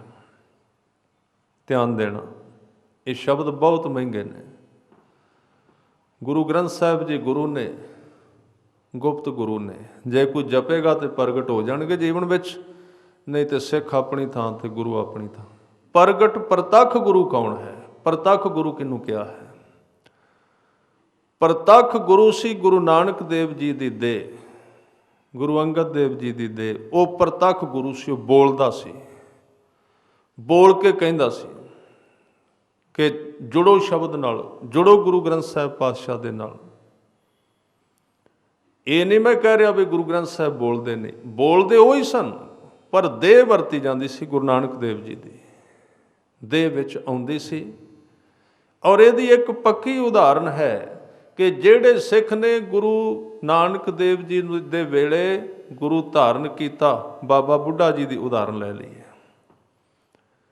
ਉਹਨਾਂ ਨੂੰ ਇੱਕ ਵਾਰੀ ਗੁਰੂ ਨਾਨਕ ਦੇਵ ਜੀ ਨੇ ਸ਼ਬਦ ਨਾਲ ਜੋੜ ਦਿੱਤਾ, ਗੁਰਬਾਣੀ ਨਾਲ ਜੋੜ ਦਿੱਤਾ, ਗੁਰੂ ਗ੍ਰੰਥ ਸਾਹਿਬ ਨਾਲ ਜੋੜ ਦਿੱਤਾ, ਤੇ ਉਹਨਾਂ ਨੇ ਦੇਹ ਸੰਕੋਚੀ ਤੇ ਗੁਰੂ ਅੰਗਦ ਦੇਵ ਜੀ ਵਿੱਚ ਉਹ ਸ਼ਬਦ ਟਿਕਾ ਦਿੱਤਾ। ਕਿਤੇ ਇਤਿਹਾਸ ਵਿੱਚ ਨਹੀਂ ਮਿਲਦਾ ਵੀ ਬਾਬੇ ਬੁੱਢੇ ਨੇ ਪਰਤ ਕੇ ਗੁਰੂ ਅੰਗਦ ਦੇਵ ਜੀ ਨੂੰ ਗੁਰੂ ਧਾਰਿਆ ਹੋਵੇ, ਗੁਰੂ ਅਮਰਦਾਸ ਜੀ ਨੂੰ ਕਿਹਾ ਹੋਵੇ ਵੀ ਫਿਰ ਦੀਕਸ਼ਿਤ ਕਰੋ, ਕਿਉਂਕਿ ਉਹ ਰਹੇ 6 ਜਾਮਿਆਂ ਤੱਕ। ਪਰਤ ਕੇ ਕਿਉਂ ਨਹੀਂ ਲੋੜ ਪਈ? ਕਿਉਂਕਿ ਉਹ ਹੀ ਗੁਰੂ ਨਾਨਕ, ਉਹ ਹੀ ਸ਼ਬਦ, ਉਹਦੇ ਨਾਲ ਹੀ ਇਹ ਗੁਰੂ ਜੋੜਦੇ ਰਹੇ ਅਗਲੇ। ਇਸ ਕਰਕੇ ਪਰਤ ਕੇ ਗੁਰੂ ਕਿਉਂ ਬਣਾਉਣਾ ਸੀ? ਉਹ ਤੇ ਗੁਰੂ ਹੈ ਹੀ ਸੀ, ਕਾਇਮ ਸ਼ਬਦ ਸੀ ਜਿਹੜਾ। ਪਰਤ ਕੇ ਗੁਰੂ ਨਹੀਂ ਬਣਾਉਣਾ ਪਿਆ ਬਾਬਾ ਬੁੱਢਾ ਜੀ ਨੂੰ। ਉਹਨਾਂ ਦਾ ਗੁਰੂ ਇੱਕੋ ਸੀ। ਔਰ ਇੱਕ ਹੋਰ ਬੜੀ ਹੈਰਾਨੀ ਦੀ ਗੱਲ, ਸਾਧ ਸੰਗਤ, ਪਿਛਲੇ ਗੁਰੂ ਸਾਹਿਬਾਨਾਂ ਨੇ ਵੀ ਬਾਣੀ ਉਚਾਰੀ ਹੈ। ਗੁਰੂ ਅੰਗਦ ਦੇਵ ਜੀ ਨੇ ਉਚਾਰੀ, ਗੁਰੂ ਅਮਰਦਾਸ ਜੀ ਨੇ, ਪਰ ਗੁਰੂ ਅੰਗਦ ਦੇਵ ਜੀ ਨੇ ਕਿਤੇ ਨਹੀਂ ਆਪਣੇ ਸ਼ਲੋਕਾਂ ਵਿੱਚ ਲਿਖਿਆ ਵੀ ਕਹਿ ਅੰਗਦ ਸੁਣੋ ਸੰਤੋ। ਸ਼ਬਦ ਉਹਨਾਂ ਨੇ ਫਿਰ ਨਾਨਕ ਹੀ ਵਰਤਿਆ, ਕਹਿ ਨਾਨਕ ਸੁਣੋ ਸੰਤੋ। 9ਵੇਂ ਪਾਤਸ਼ਾਹ ਤੱਕ ਬਾਣੀ ਉਚਾਰ ਰਹੇ ਨੇ। ਤੇ ਆਹ ਸ਼ਲੋਕ ਤੁਸੀਂ ਸੁਣਿਆ, ਕੀ ਕਹਿੰਦੇ ਨੇ ਇਹਦੇ ਵਿੱਚ? ਆਪਣਾ ਨਾਮ ਲੈਂਦੇ ਨੇ? ਆਪਣਾ ਨਾਮ ਨਹੀਂ ਲੈਣਗੇ, ਕਿਉਂਕਿ ਇਹ ਕੰਮ ਸਾਰਾ ਨਾਨਕ ਜੋਤ ਦਾ ਹੋ ਰਿਹਾ ਹੈ। ਉਹਦੇ ਰਾਹੀਂ ਸਾਰੇ 10 ਸਰੀਰ ਕੰਮ ਕਰ ਰਹੇ ਨੇ। ਉਹ ਹੀ ਜੋਤ ਗੁਰੂ ਗ੍ਰੰਥ ਸਾਹਿਬ ਪਾਤਸ਼ਾਹ ਦੇ ਵਿੱਚ ਹੈ। ਤਾਂ ਪ੍ਰਤੱਖ ਗੁਰੂ 10 ਸਰੀਰਾਂ ਵਿੱਚ ਪ੍ਰਗਟ ਹੋ ਕੇ ਉਹਨਾਂ ਨੇ ਸ਼ਬਦ ਨਾਲ ਜੋੜ ਪਾ ਦਿੱਤਾ, ਤੇ ਪ੍ਰਤੱਖ ਗੁਰੂ ਹੀ ਗੁਰੂ ਗ੍ਰੰਥ ਸਾਹਿਬ ਜੀ ਹੋ ਗਏ। ਪ੍ਰਤੱਖ ਗੁਰੂ ਗ੍ਰੰਥ ਸਾਹਿਬ ਜੀ ਉਹਦੇ ਵਾਸਤੇ ਜਿਨ੍ਹਾਂ ਨੇ ਗੁਰੂ ਗ੍ਰੰਥ ਸਾਹਿਬ ਜੀ ਦੇ ਸ਼ਬਦ ਨੂੰ ਆਪਣੀ ਜ਼ਿੰਦਗੀ ਵਿੱਚ ਕਮਾਇਆ, ਉਹਨਾਂ ਦੇ ਜੀਵਨ ਵਿੱਚ ਉਹ ਗੁਰੂ ਗ੍ਰੰਥ ਸਾਹਿਬ ਪ੍ਰਤੱਖ ਹੋ ਗਏ, ਪ੍ਰਗਟ ਹੋ ਗਏ, ਸਾਹਮਣੇ ਆ ਗਏ। ਅਸੀਂ ਕਹਿੰਦੇ ਹਾਂ ਨਾ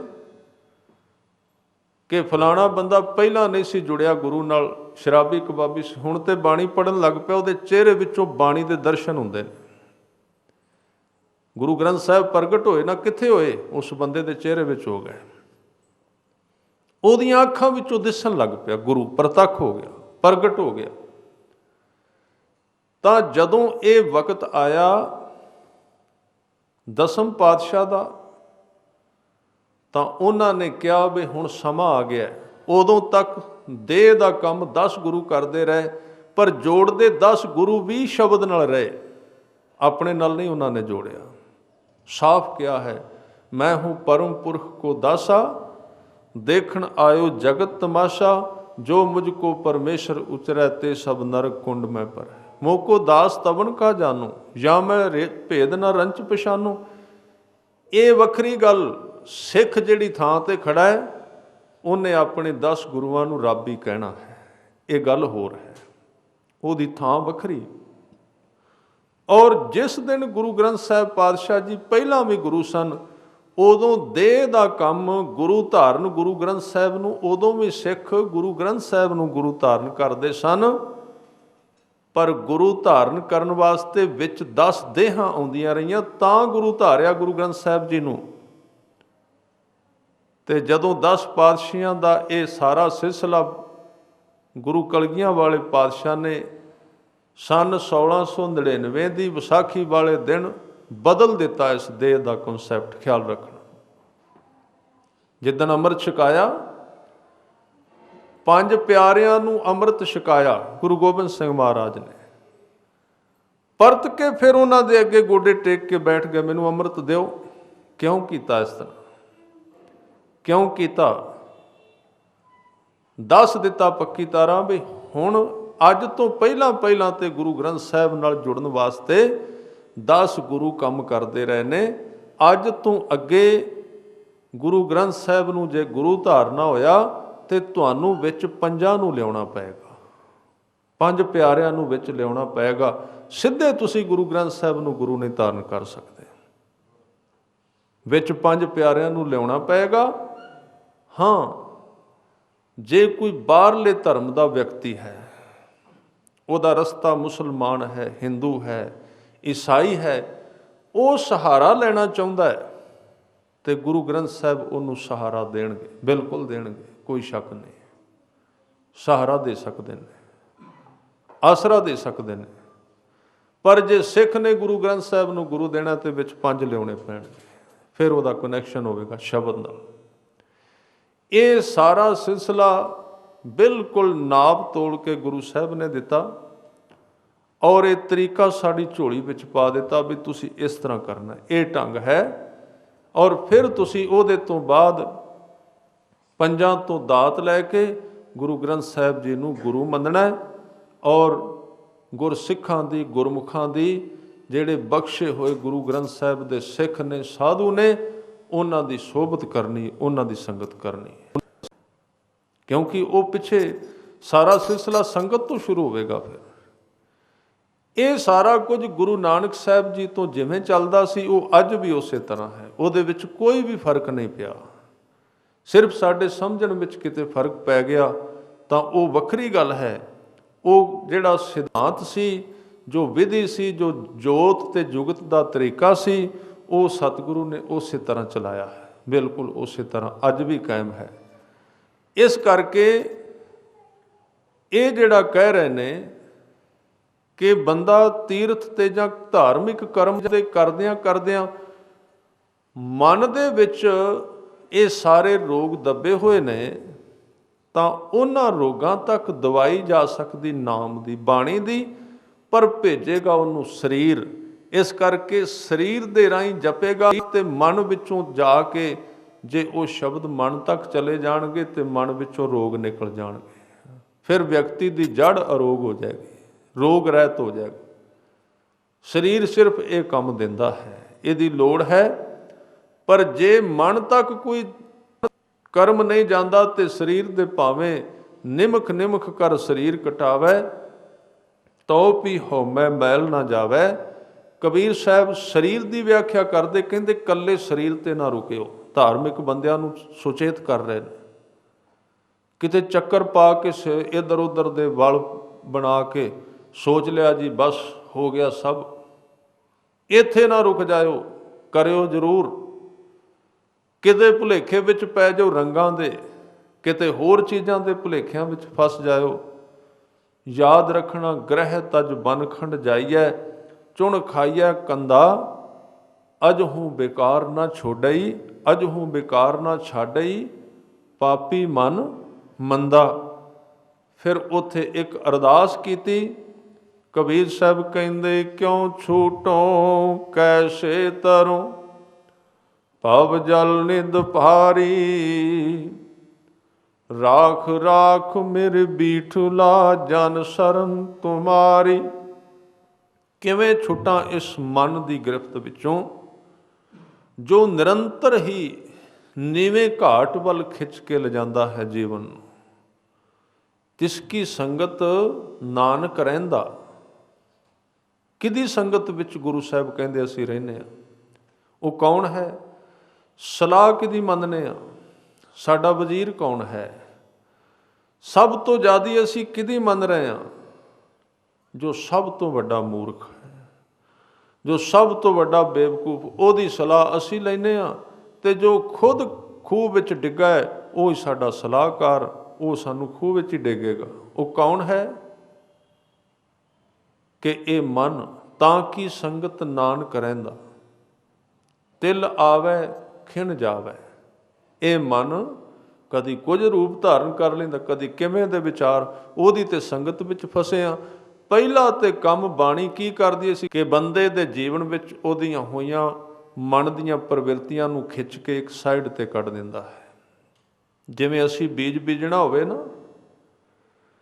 ਜਦੋਂ ਕੋਈ ਜ਼ਿਮੀਂਦਾਰ ਬੀਜ ਬੀਜਦਾ ਹੈ ਕਣਕ ਦਾ, ਤੇ ਉਹ ਕੀ ਕਰਦਾ ਹੈ? ਖੇਤ ਵੀ ਵਾਹੁੰਦਾ ਹੈ, ਸਭ ਕੁਝ ਕਰਦਾ, ਤਿਆਰੀ ਕਰ ਲੈਂਦਾ। ਪਰ ਤਿਆਰੀ ਕਰਨ ਤੋਂ ਪਹਿਲਾਂ ਉਹ ਜਿਹੜਾ ਬੀਜ ਪਾਉਣਾ 40 ਕਿਲੋ ਨੂੰ ਆਪਣੀ ਤਲੀ ਤੇ ਰੱਖ ਕੇ ਪਰਖਦਾ ਹੈ। ਕਿਉਂ ਪਰਖਦਾ ਹੈ? ਵੀ ਇਸ ਕਣਕ ਦੇ ਵਿੱਚ ਹੋਰ ਬੀਜ ਤਾਂ ਨਹੀਂ, ਕੋਈ ਕਬਾੜ ਤੇ ਨਹੀਂ, ਕਿਤੇ ਉਹ ਵੀ ਬੀਜਿਆ ਜਾਏ ਨਾਲ, ਤਾਂ ਉਹਨੂੰ ਪੁੱਟਣਾ ਔਖਾ ਹੋ ਜਾਏਗਾ। ਇਹ ਬੀਜ ਕਿਹੜੀ ਕੁਆਲਿਟੀ ਦਾ? ਕਿਤੇ ਗਲਿਆ ਹੋਇਆ ਤੇ ਨਹੀਂ, ਖਰਾਬ ਤੇ ਨਹੀਂ। ਤੇ ਜੇ ਉਹਦੇ ਵਿੱਚ ਕੋਈ ਰਲਾ ਹੈ, ਉਹਦੇ ਵਿੱਚ ਕੋਈ ਗਲਤ ਬੀਜ ਰਲੇ ਹੋਏ ਨੇ, ਤੇ ਉਹਦੇ ਵਿੱਚੋਂ ਜ਼ਿਮੀਂਦਾਰ ਪਹਿਲਾਂ ਉਹਨਾਂ ਨੂੰ ਵੱਖਰੇ ਕਰ ਦਿੰਦਾ ਤੇ ਸ਼ੁੱਧ ਬੀਜ ਬਚਾ ਲੈਂਦਾ ਬੀਜਣ ਵਾਸਤੇ। ਅਸੀਂ ਤੇ ਜੋ ਕੁਝ ਧਰਮ ਵਿੱਚ ਬੀਜ ਰਹੇ ਹਾਂ, ਇਹ ਸਾਰਾ ਤੇ ਰਲਾ ਹੋਇਆ ਵਿੱਚ, ਕਈ ਕੁਝ ਬੀਜ ਦਿੱਤਾ ਸੀ, ਉਹ ਯੁੱਗਦਾ। ਫਿਰ ਪਹਿਲਾ ਗੁਰੂ ਸਾਹਿਬ ਕਹਿੰਦੇ ਪਹਿਲੀ ਸਾਧਨਾ ਹੈ ਕਿ ਤੂੰ ਆਪਣੇ ਨਾਲੋਂ ਆਪਣੇ ਮਨ ਨੂੰ ਵੱਖ ਕਰਕੇ ਵੇਖ ਕਿ ਉਹ ਮਨ ਹੈ, ਇਹ ਮੈਂ ਹਾਂ। ਉਹਨੂੰ ਨਹੀਂ ਹੁਣ ਇੱਥੇ ਲਾਉਣਾ, ਹੁਣ ਮੈਂ ਖੁਦ ਧਰਮ ਕਮਾਉਣਾ ਹੈ। ਜਦੋਂ ਆਦਮੀ ਖੁਦ ਧਰਮ ਕਮਾਉਂਦਾ ਤੇ ਮਨ ਕੋਲ ਹੀ ਬੈਠ ਜਾਂਦਾ, ਫਿਰ ਜਾਂਦਾ ਹੀ ਨਹੀਂ ਕਿਤੇ, ਉਹ ਕਿਤੇ ਜਾ ਹੀ ਨਹੀਂ ਸਕਦਾ। ਉਹਨੂੰ ਖੜੇ ਕਰਨ ਦਾ ਤਰੀਕਾ ਹੀ ਇੱਕੋ ਹੈ ਕਿ ਉਹਨੂੰ ਵੱਖਰਾ ਕਰ ਦਿਓ। ਚੋਰ ਉਦੋਂ ਹੀ ਚੋਰੀ ਛੱਡਦਾ ਜਦੋਂ ਉਹਨੂੰ ਸੰਨ ਦੇ ਉੱਤੇ ਪਕੜ ਲਵੋ ਵੀ ਇਹ ਬੈਠਾ ਹੈ, ਉਹਦੇ ਸ਼ਸਤਰ ਡਿੱਗ ਪੈਂਦੇ ਨੇ, ਝੂਠਾ ਪੈ ਜਾਂਦਾ, ਕਮਜ਼ੋਰ ਹੋ ਜਾਂਦਾ। ਮਨ ਉਦੋਂ ਨਹੀਂ ਟਿਕੇਗਾ ਜਦੋਂ ਬੰਦੇ ਨੇ ਮਨ ਨੂੰ ਵੇਖ ਲਿਆ ਕਿ ਇਹ ਮੇਰਾ ਮਨ ਹੈ, ਹੋਣੇ ਜਾ ਰਿਹਾ ਇੱਧਰ, ਬਸ ਉਸ ਵੇਲੇ ਉਹ ਕਮਜ਼ੋਰ ਪੈਣਾ ਸ਼ੁਰੂ ਹੋ ਜਾਏਗਾ, ਕਿਉਂਕਿ ਉਹ ਵੱਖਰੀ ਸ਼ਕਤੀ ਹੈ ਹੀ ਨਹੀਂ, ਉਹ ਸਾਡੀ ਸ਼ਕਤੀ ਲੈ ਕੇ ਸਾਨੂੰ ਢਾਈ ਜਾ ਰਿਹਾ ਹੈ ਗਲਤ ਤਰੀਕੇ ਦੇ ਨਾਲ। ਤਾਂ ਪਹਿਲਾ ਗੱਲ ਜਿਹੜੀ ਹੈ, ਇਹਨੂੰ ਕਹਿੰਦੇ ਨੇ ਬਿਖੈ ਬਿਖੈ ਕੀ ਬਾਸਨਾ ਸੋ ਤਜੀ ਨਾ ਜਾਈ, ਅਨਿਕ ਯਤਨ ਕਰ ਰਾਖੀਐ ਫਿਰ ਲਪਟਾਈ, ਕਿਉਂ ਛੂਟੋਂ ਕੈਸੇ ਤਰੂੰ ਭਵਜਲ ਨਿਤ ਭਾਰੀ, ਰਾਖ ਰਾਖ ਮੇਰੇ ਬੀਠਲਾ ਜਨ ਸਰਨ ਤੁਹਾਰ। ਫਿਰ ਕਬੀਰ ਜੀ ਕਹਿੰਦੇ ਜਰਾ ਜੀਵਨ ਜੋਬਨ ਗਿਆ ਕਿਛ ਕੀਆ ਨਾ ਨੀਕਾ, ਜੋਬਨ ਵੀ ਚਲਾ ਗਿਆ, ਬੁਢੇਪਾ ਵੀ ਚਲਾ ਗਿਆ, ਅਜੇ ਤੱਕ ਕੋਈ ਚੰਗਾ ਕੰਮ ਨਹੀਂ ਕੀਤਾ। ਤੇ ਅੱਗੇ ਬਚਨ ਕੀਤਾ, ਕਹਿੰਦੇ ਇਹ ਜੀੜਾ ਨਿਰਮੋਲ ਕੋ ਕੌਡੀ ਲਗ ਮੀਕਾ। ਮੀਕਾ ਸ਼ਬਦ ਬਹੁਤ ਪਿਆਰਾ ਹੈ। ਮੀਕਾ ਦਾ ਅਰਥ ਹੈ ਮਿਕਣਾ। ਕਹਿੰਦੇ ਨੇ ਦੋ ਟੀਮਾਂ ਉਹ ਮਿਕਦੀਆਂ ਨੇ। ਮਿਕ ਸ਼ਬਦ ਬਹੁਤ ਪੁਰਾਣਾ ਹੈ।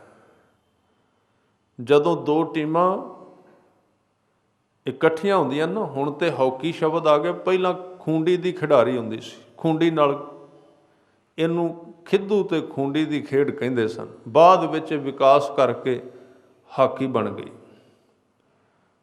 ਇਹ ਜਦੋਂ ਦੋ ਟੀਮਾਂ ਖੂੰਡੀ ਵਾਲਿਆਂ ਦੀਆਂ ਖੇਡਦੀਆਂ ਨੇ ਨਾ, ਤੇ ਉਹਨਾਂ ਦੇ ਦੋ ਕੈਪਟਨ ਹੁੰਦੇ ਨੇ, ਆਗੂ ਜਿਹੜੇ ਨੇ, ਉਹ ਸੈਂਟਰ ਵਿੱਚ ਬਾਲ ਰੱਖ ਕੇ, ਗੇਂਦ ਰੱਖ ਕੇ, ਤੇ ਦੋਵੇਂ ਇਕੱਠੇ ਹੋ ਜਾਂਦੇ ਨੇ। ਇੱਕ ਜਣਾ ਆਪਣੀ ਖੂੰਡੀ ਉੱਧਰ ਰੱਖ ਦਿੰਦਾ, ਦੂਸਰਾ ਉੱਧਰ, ਤੇ ਉਹ ਤਿੰਨ ਵਾਰੀ ਇੱਕ ਦੂਜੇ ਦੇ ਨਾਲ ਆਪਣੀ ਖੂੰਡੀ ਲਾਉਂਦੇ ਨੇ। ਤੇ ਜਦੋਂ ਤਿੰਨ ਵਾਰੀ ਲਾ ਦਿੰਦੇ ਨੇ, ਖੇਡ ਸ਼ੁਰੂ ਹੋ ਜਾਂਦੀ ਹੈ। ਉਹਨੂੰ ਕਹਿੰਦੇ ਨੇ ਮੜਿੱਕਣਾ, ਮਿਕਣਾ। ਉਹ ਸ਼ਬਦ ਆਇਆ ਗੁਰੂ ਗ੍ਰੰਥ ਸਾਹਿਬ ਵਿੱਚ। ਉਹਨੂੰ ਕਹਿੰਦੇ ਨੇ ਮਿਕਣਾ, ਯਾਨੀ ਕਿ ਬਰਾਬਰੀ ਕਰਨੀ, ਕਿ ਇੱਥੋਂ ਖੇਡ ਸ਼ੁਰੂ। ਉਹਨੂੰ ਕਹਿ ਰਹੇ ਨੇ ਗੁਰੂ ਗ੍ਰੰਥ ਸਾਹਿਬ ਪਾਤਸ਼ਾਹ ਜੀ, ਕਹਿੰਦੇ ਨੇ ਜੀਵਨ ਬੜਾ ਨਿਰਮੋਲ ਸੀ, ਇਹ ਜੀੜਾ ਨਿਰਮੋਲ ਕੋ ਕੌਡੀ ਲੱਗ ਮੀਕਾ। ਕਹਿਣ ਲੱਗੇ ਇੱਕ ਭੈੜੀ ਜੀ ਚੀਜ਼ ਦੇ ਨਾਲ ਮੜਿੱਕ ਲਿਆ ਇਸਨੇ, ਉਹਦੇ ਨਾਲ ਖੇਡਣ ਲੱਗ ਪਿਆ। ਟੀਮ ਦੇ ਨਾਲ ਟੀਮ ਰਲਦੀ ਹੋਵੇ ਤੇ ਖੇਡੇ। ਇੱਕ ਟੀਮ ਨੈਸ਼ਨਲ ਪੱਧਰ ਦੀ ਜਿਹੜੀ ਦੇਸ਼ ਵੱਲੋਂ ਖੇਡ ਰਹੀ ਹੈ, ਤੇ ਜੇ ਉਹ ਟੀਮ ਵਾਲੇ ਜਿਹੜੀ ਨੈਸ਼ਨਲ ਪੱਧਰ ਦੀ ਟੀਮ ਹੈ, ਉਹ ਇੱਥੇ ਆ ਕੇ ਪਿੰਡ ਵਾਲੀ ਰੜੀ ਵਿੱਚ ਆ ਛੋਟੀ ਜਿਹੜੇ ਮਿੱਟੀ ਉਡਾਉਣ ਵਾਲੇ ਇਹਨਾਂ ਨਾਲ ਖੇਡਣ ਲੱਗ ਪਏ, ਕਿਵੇਂ ਦਾ ਲੱਗੇਗਾ? ਲੋਕ ਉਹਨੂੰ ਮੂਰਖ ਕਹਿਣਗੇ ਵੀ ਏਡੀ ਵੱਡੀ ਪੱਧਰ ਦੇ ਖਿਡਾਰੀ ਕਿੱਥੇ ਪਿੰਡ ਵਾਲੀ ਮਿੱਟੀ ਵਿੱਚ ਆ ਕੇ ਖੇਡਣ ਲੱਗ ਪਏ। ਸੱਚੇ ਪਾਤਸ਼ਾਹ ਜੀ ਕਹਿੰਦੇ ਨੇ ਤੇਰਾ ਜੀਵਨ ਬੜੀ ਉੱਚੀ ਪੱਧਰ ਦਾ ਹੈ, ਤੂੰ ਕਿਹੜੀਆਂ ਚੀਜ਼ਾਂ ਨਾਲ ਖੇਡਣ ਲੱਗ ਪਿਆ ਇੱਥੇ ਆ ਕੇ? ਇਹ ਜਿਹੜਾ ਨਿਰਮੋਲ ਕੋ ਕੌਡੀ ਲੱਗ ਮੀਕਾ, ਇੱਥੇ ਤੂੰ ਮਿਕਣ ਲੱਗ ਪਿਆ। ਔਰ ਇਹ ਸ਼ਬਦ ਹੋਰ ਥਾਵਾਂ ਤੇ ਵੀ ਆਇਆ ਹੈ। ਉੱਥੇ ਕਹਿੰਦੇ ਨੇ ਗੁਰੂ ਨਾਨਕ ਦੇਵ ਜੀ ਨੇ ਗੁਰੂ ਅੰਗਦ ਦੇਵ ਜੀ ਨੂੰ ਉਦਣ ਪ੍ਰਵਾਨ ਕੀਤਾ ਜਿੱਦਣ ਉਹਨਾਂ ਨਾਲ ਮੜਿੱਕੇ, ਬਰਾਬਰ ਕਰ ਲਿਆ, ਆਪਣੇ ਬਰਾਬਰ ਦੀ ਖੇਡ ਖੇਡੀ। ਆਪ ਆਪੈ ਸੇਤੀ ਮਿਕਿਓਨ, ਸੱਤੇ ਤੇ ਬਲਵੰਡੇ ਦੀ ਵਾਰ, ਆਪਣੇ ਨਾਲ ਆਪ ਹੀ ਮੜਿੱਕਿਆ। ਇਸ ਲਈ ਇਹ ਗੁਰੂ ਦੇ ਵਿੱਚ ਵਿਸ਼ੇਸ਼ਤਾ ਹੈ। ਮੈਂ ਛੋਟੀ ਜਿਹੀ ਬੇਨਤੀ ਕਰਦਿਆਂ, ਕਈ ਲੋਕ ਅੱਜ ਕਹਿੰਦੇ ਨੇ ਜੇ ਗੁਰੂ ਨਾਨਕ ਗੁਰੂ ਨੇ ਤੇ ਭਗਤ ਵੀ ਗੁਰੂ ਨੇ। ਖਿਆਲ ਰੱਖਣਾ, ਇਹਨੂੰ ਇਹ ਨਾ ਸਮਝਣਾ ਵੀ ਵਿਰੋਧ ਹੈ। ਖਿਆਲ ਰੱਖੋ, ਗੁਰੂ ਵਿੱਚ ਤੇ ਭਗਤ ਵਿੱਚ ਅੰਤਰ ਹੈ। ਇੱਕ ਥਾਂ ਤੇ ਉਹ ਇੱਕੋ ਹੀ ਨੇ, ਦੋਵੇਂ ਪਰਮਾਤਮਾ ਵਿੱਚ ਲੀਨ ਨੇ, ਦੋਵੇਂ ਸਤਿਕਾਰਯੋਗ ਨੇ। ਗੁਰੂ ਸਾਹਿਬ ਭਗਤ ਦੀ ਧੂੜ ਮੰਗਦੇ ਨੇ। ਗੁਰੂ ਬੜੇ ਲੋਕਾਂ ਨੇ ਨਾਮ ਨਾਲ ਲਾਇਆ ਹੈ, ਪਰ ਸਿੱਖ ਮੱਤ ਦੇ ਵਿੱਚ 10 ਗੁਰੂਆਂ ਤੋਂ ਬਾਅਦ, ਗੁਰੂ ਗ੍ਰੰਥ ਸਾਹਿਬ ਤੋਂ ਬਾਅਦ ਕਿਸੇ ਕੋਲ ਅਧਿਕਾਰ ਨਹੀਂ ਕਿ ਗੁਰੂ ਅਖਵਾ ਸਕੇ। ਇਹਦੇ ਕਾਰਨ ਕੀ ਨੇ? ਬਹੁਤ ਵੱਡੇ ਕਾਰਨ ਨੇ। ਭਗਤ ਹੋ ਸਕਦਾ ਹੈ, ਸੰਤ ਹੋ ਸਕਦਾ ਹੈ, ਬ੍ਰਹਮ ਗਿਆਨੀ ਹੋ ਸਕਦਾ, ਗੁਰੂ ਨਹੀਂ ਹੋ ਸਕਦਾ। ਗੁਰੂ ਵਿੱਚ ਤੇ ਭਗਤ ਵਿੱਚ ਕੀ ਫਰਕ ਹੈ? ਫਰਕ ਤੇ ਬਾਹਰੋਂ ਕੋਈ ਵੀ ਨਹੀਂ। ਗੁਰੂ ਗ੍ਰੰਥ ਸਾਹਿਬ ਵਿੱਚ ਭਗਤਾਂ ਦੀ ਬਾਣੀ ਗੁਰੂ ਦੇ ਬਰਾਬਰ ਹੈ, ਇਕੱਠੀ ਲਿਖੀ ਹੋਈ ਹੈ। ਜਦੋਂ ਅਸੀਂ ਗੁਰੂ ਨਾਨਕ ਸੱਚੇ ਪਾਤਸ਼ਾਹ ਦੀ ਬਾਣੀ ਨੂੰ ਮੱਥਾ ਟੇਕਨੇ ਹਾਂ ਤੇ ਭਗਤ ਕਬੀਰ ਜੀ ਦੀ ਬਾਣੀ ਨੂੰ ਵੀ ਮੱਥਾ ਟੇਕਨੇ, ਬਰਾਬਰ ਉਸ ਪੱਖੋਂ ਬਰਾਬਰ ਹੈ। ਪਰ ਭਗਤ ਦੇ ਗੁਰੂ ਵਿੱਚ ਵਖਰੇਵਾਂ ਕੀ ਆ ਗਿਆ? ਬਹੁਤ ਵੱਡਾ ਫਰਕ ਹੈ। ਅੰਦਰੂਨੀ ਤੌਰ ਤੇ ਕੋਈ ਫਰਕ ਨਹੀਂ, ਪ੍ਰਾਪਤੀ ਵਿੱਚ, ਅਧਿਆਤਮ ਪ੍ਰਾਪਤੀ ਵਿੱਚ ਫਰਕ ਨਹੀਂ, ਪਰ ਇੱਕ ਚੀਜ਼ ਵਿੱਚ ਫਰਕ ਹੈ ਬਹੁਤ ਵੱਡਾ। ਗੁਰੂ ਉਸ ਨੂੰ ਕਹਿੰਦੇ ਨੇ ਜਦੋਂ ਗੁਰੂ ਜਾਏ, ਆਪਣਾ ਸਰੀਰ ਛੱਡੇ, ਉਹ ਆਪਣੇ ਜਾਣ ਤੋਂ ਪਹਿਲਾਂ ਆਪਣੇ ਵਰਗਾ ਇੱਕ ਸਰੀਰ ਖੜਾ ਕਰਦਾ ਹੈ, ਉਹਨੂੰ ਕਹਿੰਦੇ ਨੇ ਗੁਰੂ ਹੈ। ਜਿਵੇਂ ਗੁਰੂ ਨਾਨਕ ਦੇਵ ਜੀ ਨੇ ਜਦੋਂ ਜਾਣਾ ਸੀ, ਆਪਣੇ ਬਰਾਬਰ ਦਾ ਇੱਕ ਸਰੀਰ ਖੜਾ ਕਰ ਦਿੱਤਾ। ਗੁਰੂ ਅੰਗਦ ਦੇਵ ਜੀ ਕਾਮਯਾਬ ਹੋ ਗਿਆ ਉਹਨੂੰ ਕਰਨ ਵਿੱਚ, ਖੜਾ ਕਰਨ ਵਿੱਚ। 10 ਪਾਤਸ਼ਾਹੀਆਂ ਇਹਦੇ ਵਿੱਚ ਪੂਰੀ ਤਰ੍ਹਾਂ ਕਾਮਯਾਬ ਹੋਈਆਂ ਨੇ। 9ਵੇਂ ਪਾਤਸ਼ਾਹ ਤੱਕ, ਗੁਰੂ ਗੋਬਿੰਦ ਸਿੰਘ ਤੱਕ, ਗੁਰੂ ਤੇਗ ਬਹਾਦਰ ਸਾਹਿਬ ਜੀ ਨੇ ਆਪਣੇ ਵਰਗਾ ਸਰੀਰ ਖੜਾ ਕਰ ਦਿੱਤਾ, ਗੁਰੂ ਗੋਬਿੰਦ ਸਿੰਘ ਮਹਾਰਾਜ। ਇਸ ਕਰਕੇ ਗੁਰੂ ਤੇਗ ਬਹਾਦਰ ਸਾਹਿਬ ਗੁਰੂ ਨੇ, ਗੁਰੂ ਨਾਨਕ ਦੇਵ ਜੀ ਗੁਰੂ ਨੇ, ਕਿਉਂਕਿ ਆਪਣਾ ਜਾਨਸ਼ੀਨ ਖੜਾ ਕਰ ਸਕੇ, ਆਪਣੇ ਵਰਗਾ ਬਿਲਕੁਲ ਪਹਿਚਾਨ ਨਾ ਆਵੇ। ਤੇ ਗੁਰੂ ਗੋਬਿੰਦ ਸਿੰਘ ਪਾਤਸ਼ਾਹ ਵੀ ਇਹਦੇ ਵਿੱਚ ਕਾਮਯਾਬ ਹੋ ਗਏ। ਉਹਨਾਂ ਨੇ ਆਪਣੇ ਵਰਗਾ ਹੀ ਇੱਕ ਮਨੁੱਖ ਪੈਦਾ ਕਰ ਦਿੱਤਾ, ਖਾਲਸਾ ਤਿਆਰ ਕਰ ਦਿੱਤਾ। ਉਸ ਨੂੰ ਕਿਹਾ ਕਿ ਖਾਲਸਾ ਮੇਰਾ ਸਤਿਗੁਰ ਪੂਰਾ, ਗੁਰੂ ਗ੍ਰੰਥ ਸਾਹਿਬ ਨੂੰ ਗੁਰੂ ਕਿਹਾ। ਖਾਲਸੇ ਦੇ ਅਰਥ ਗੁਰੂ ਗ੍ਰੰਥ ਸਾਹਿਬ ਖਾਲਸਾ, ਖਾਲਸਾ ਸ਼ਬਦ ਦਾ ਰੂਪ ਹੈ।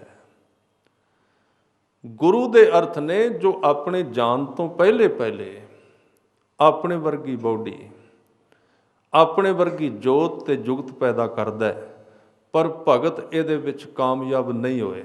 ਇਤਿਹਾਸ ਖੋਲ੍ਹ ਕੇ ਵੇਖ ਲਓ, ਇੱਕ ਭਗਤ ਆਪਣੇ ਵਰਗਾ ਦੂਸਰਾ ਭਗਤ ਨਹੀਂ ਬਣਾ ਸਕਿਆ, ਆਪਣੇ ਵਰਗਾ ਪੈਦਾ ਨਹੀਂ ਕਰ ਸਕੇ। ਇਸ ਕਰਕੇ ਉਹ ਭਗਤ ਨੇ ਆਪਣਾ ਜਾਨਸ਼ੀਨ ਨਹੀਂ ਪੈਦਾ ਕਰ ਸਕੇ। ਹੁਣ ਤੱਕ ਇੰਨੇ ਵੱਡੇ ਵਿਅਕਤੀ ਪੈਦਾ ਹੋਏ ਨੇ। ਆ ਸਭ ਤੋਂ ਪ੍ਰਚਲਿਤ ਓਸ਼ੋ ਰਜਨੀਸ਼ ਤੁਹਾਡੇ ਸਾਹਮਣੇ ਆਇਆ। ਬੜੀ ਫਿਲਾਸਫੀ ਸੀ ਉਸ ਆਦਮੀ ਵਿੱਚ, ਸਾਰੇ ਧਰਮਾਂ ਦੀ ਉਹਨੇ ਵਿਆਖਿਆ ਕਰ ਦਿੱਤੀ।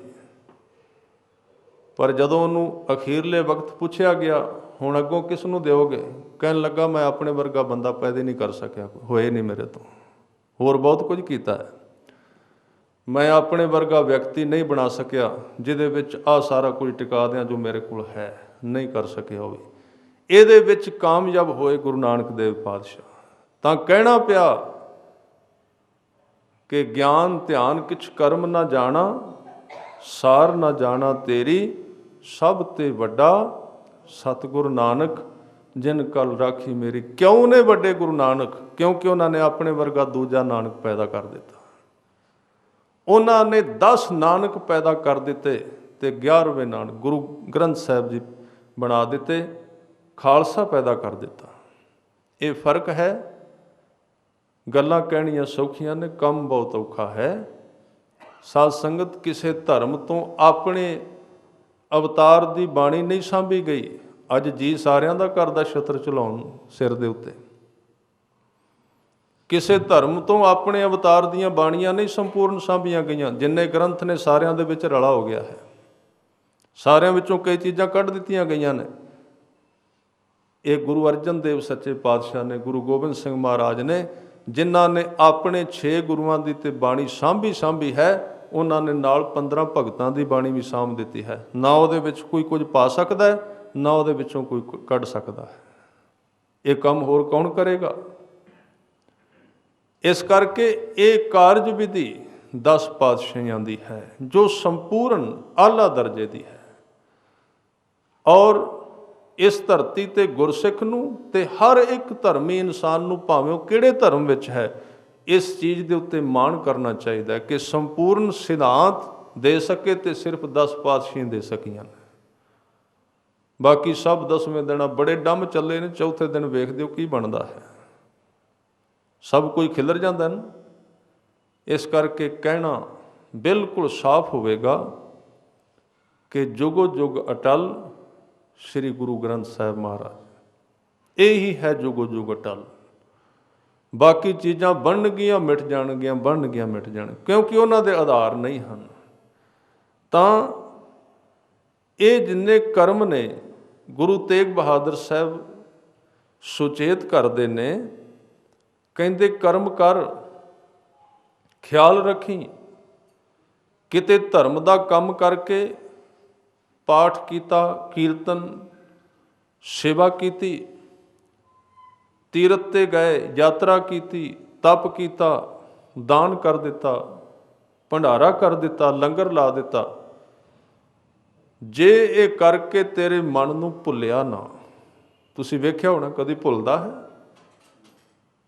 ਮੈਂ ਪਹਿਲਾਂ ਵੀ ਸ਼ਾਇਦ ਬੇਨਤੀ ਕੀਤੀ ਸੀ ਵੀ ਬੰਦਾ ਭਰੀ ਸੰਗਤ ਵਿੱਚ ਕਿਤੇ ਮੱਥਾ ਟੇਕਣ ਲੱਗਿਆ ਜੇਬ ਵਿੱਚ ਹੱਥ ਮਾਰ ਪਵੇ ਨਾ, ਛੋਟਾ ਨੋਟ ਨਾ ਨਿਕਲੇ, ਵੱਡਾ ਨਿਕਲ ਜਾ, ਛੋਟਾ ਲੱਭੇ ਨਾ ਤੇ ਲੋਕ ਲਾਜ ਨੂੰ ਗੋਲਕ ਵਿੱਚ ਤੇ ਪਾਉਣਾ ਪੈਂਦਾ 100 ਰੁਪਈਆ,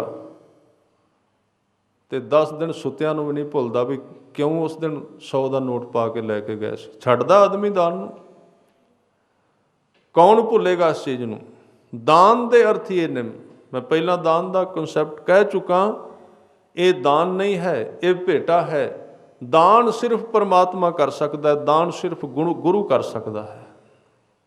ਦਾਨ ਦੇ ਅਰਥ ਹੁੰਦੇ ਨੇ ਜੋ ਦੇ ਦਿੱਤਾ ਸੋ ਦੇ ਦਿੱਤਾ, ਦਿੱਤਾ ਹੀ ਨਹੀਂ ਉਸਨੇ, ਦੇਣ ਤੋਂ ਪਹਿਲਾਂ ਹੀ ਸੌਂਪ ਚੁੱਕਾ ਸੀ, ਦੇਣ ਤੋਂ ਪਹਿਲਾਂ ਦੇ ਚੁੱਕਾ ਸੀ। ਦਾਨ ਉਹ ਹੈ ਸਿਰਫ ਜਿਸ ਨੂੰ ਇਹ ਕਿਹਾ ਕਿ ਇਹ ਮੇਰਾ ਸੀ ਤੇ ਮੈਂ ਕੀਤਾ, ਉਹ ਦਾਨ ਨਹੀਂ ਹੋ ਸਕਦਾ। ਉਹ ਤੇ ਭੇਟਾ ਹੈ, ਭੇਟਾ ਦਿੱਤੀ ਜਾ ਸਕਦੀ ਹੈ। ਦਾਨ ਉਹ ਹੈ ਜਿਹਨੂੰ ਕਬੀਰ ਸਾਹਿਬ ਕਹਿੰਦੇ ਜਦੋਂ ਤੂੰ ਦੇ ਦਿੱਤਾ ਫਿਰ ਤੇਰਾ ਲੱਗਦਾ ਕੀ ਹੈ? ਸ਼ਲੋਕ ਪੜ੍ਹਦੇ ਹੋ ਨਾ, ਤੇਰਾ ਤੁਝ ਕੋ ਸੌਂਪਤੇ ਕਿਆ ਲੱਗੈ ਮੇਰਾ, ਫਿਰ ਮੇਰਾ ਕੀ ਲੱਗਦਾ?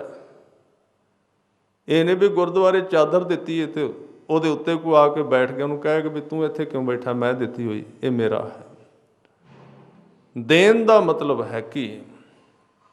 ਦੇਣ ਦਾ ਅਰਥ ਕੀ ਹੈ? ਕਿ ਮੇਰੇ ਵਾਲਾ ਰੁਮਾਲਾ ਲੱਗਣਾ ਚਾਹੀਦਾ ਹੈ। ਇਹ ਦੇਣ ਦਾ ਕੀ ਅਰਥ ਹੋਇਆ? ਗੁਰੂ ਨੂੰ ਦਿੱਤਾ ਕਿ ਗੁਰੂ ਨੂੰ ਗੁਲਾਮ ਕੀਤਾ ਕਿ ਜੋ ਕੁਝ ਮੈਂ ਦਿੱਤਾ ਉਹ ਪਹਿਨੋ? ਇਹ ਤਾਂ ਤਾਨਾਸ਼ਾਹ ਲੋਕਾਂ ਦਾ ਇੱਕ ਰਵੱਈਆ ਸੀ, ਮੁਗਲ ਬਾਦਸ਼ਾਹਾਂ ਦੀ ਇੱਕ ਰਵਾਇਤ ਹੈ ਕਿ ਉਹ ਆਪਣੇ ਦਰਬਾਰ ਵਿੱਚ ਕਿਸੇ ਵਿਅਕਤੀ ਨੂੰ ਜਾਮਾ ਦਿੰਦੇ ਸਨ ਤੇ ਉਹਨਾਂ ਦਾ ਹੁਕਮ ਹੁੰਦਾ ਸੀ ਖੜਾ ਖਲੋਤਾ ਇੱਥੇ ਪਹਿਨ ਲੈ, ਹੁਣੇ ਪਹਿਨ, ਉਹਨੂੰ ਪਹਿਨਣਾ ਪੈਂਦਾ ਸੀ। ਤੇ ਬਹਾਦਰ ਸ਼ਾਹ ਨੇ ਗੁਰੂ ਗੋਬਿੰਦ ਸਿੰਘ ਮਹਾਰਾਜ ਜੀ ਨੂੰ ਦਿੱਤਾ ਸੀ ਜਾਮਾ ਆਗਰੇ ਦੇ ਕਿਲੇ ਵਿੱਚ, ਜਦੋਂ ਗੱਦੀ ਨਿਸ਼ੀਨ ਹੋਇਆ ਸੀ। ਜਦੋਂ ਦਿੱਤਾ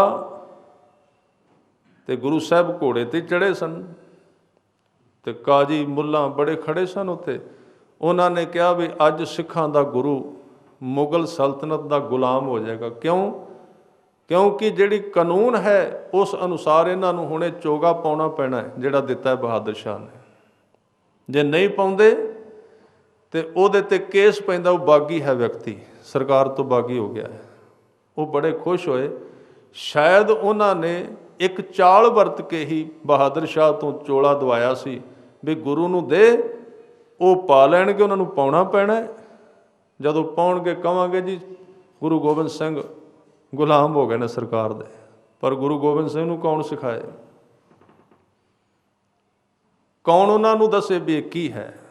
ਉਹ ਤੇ ਪਹਿਲਾਂ ਹੀ ਜਾਣਦੇ ਨੇ।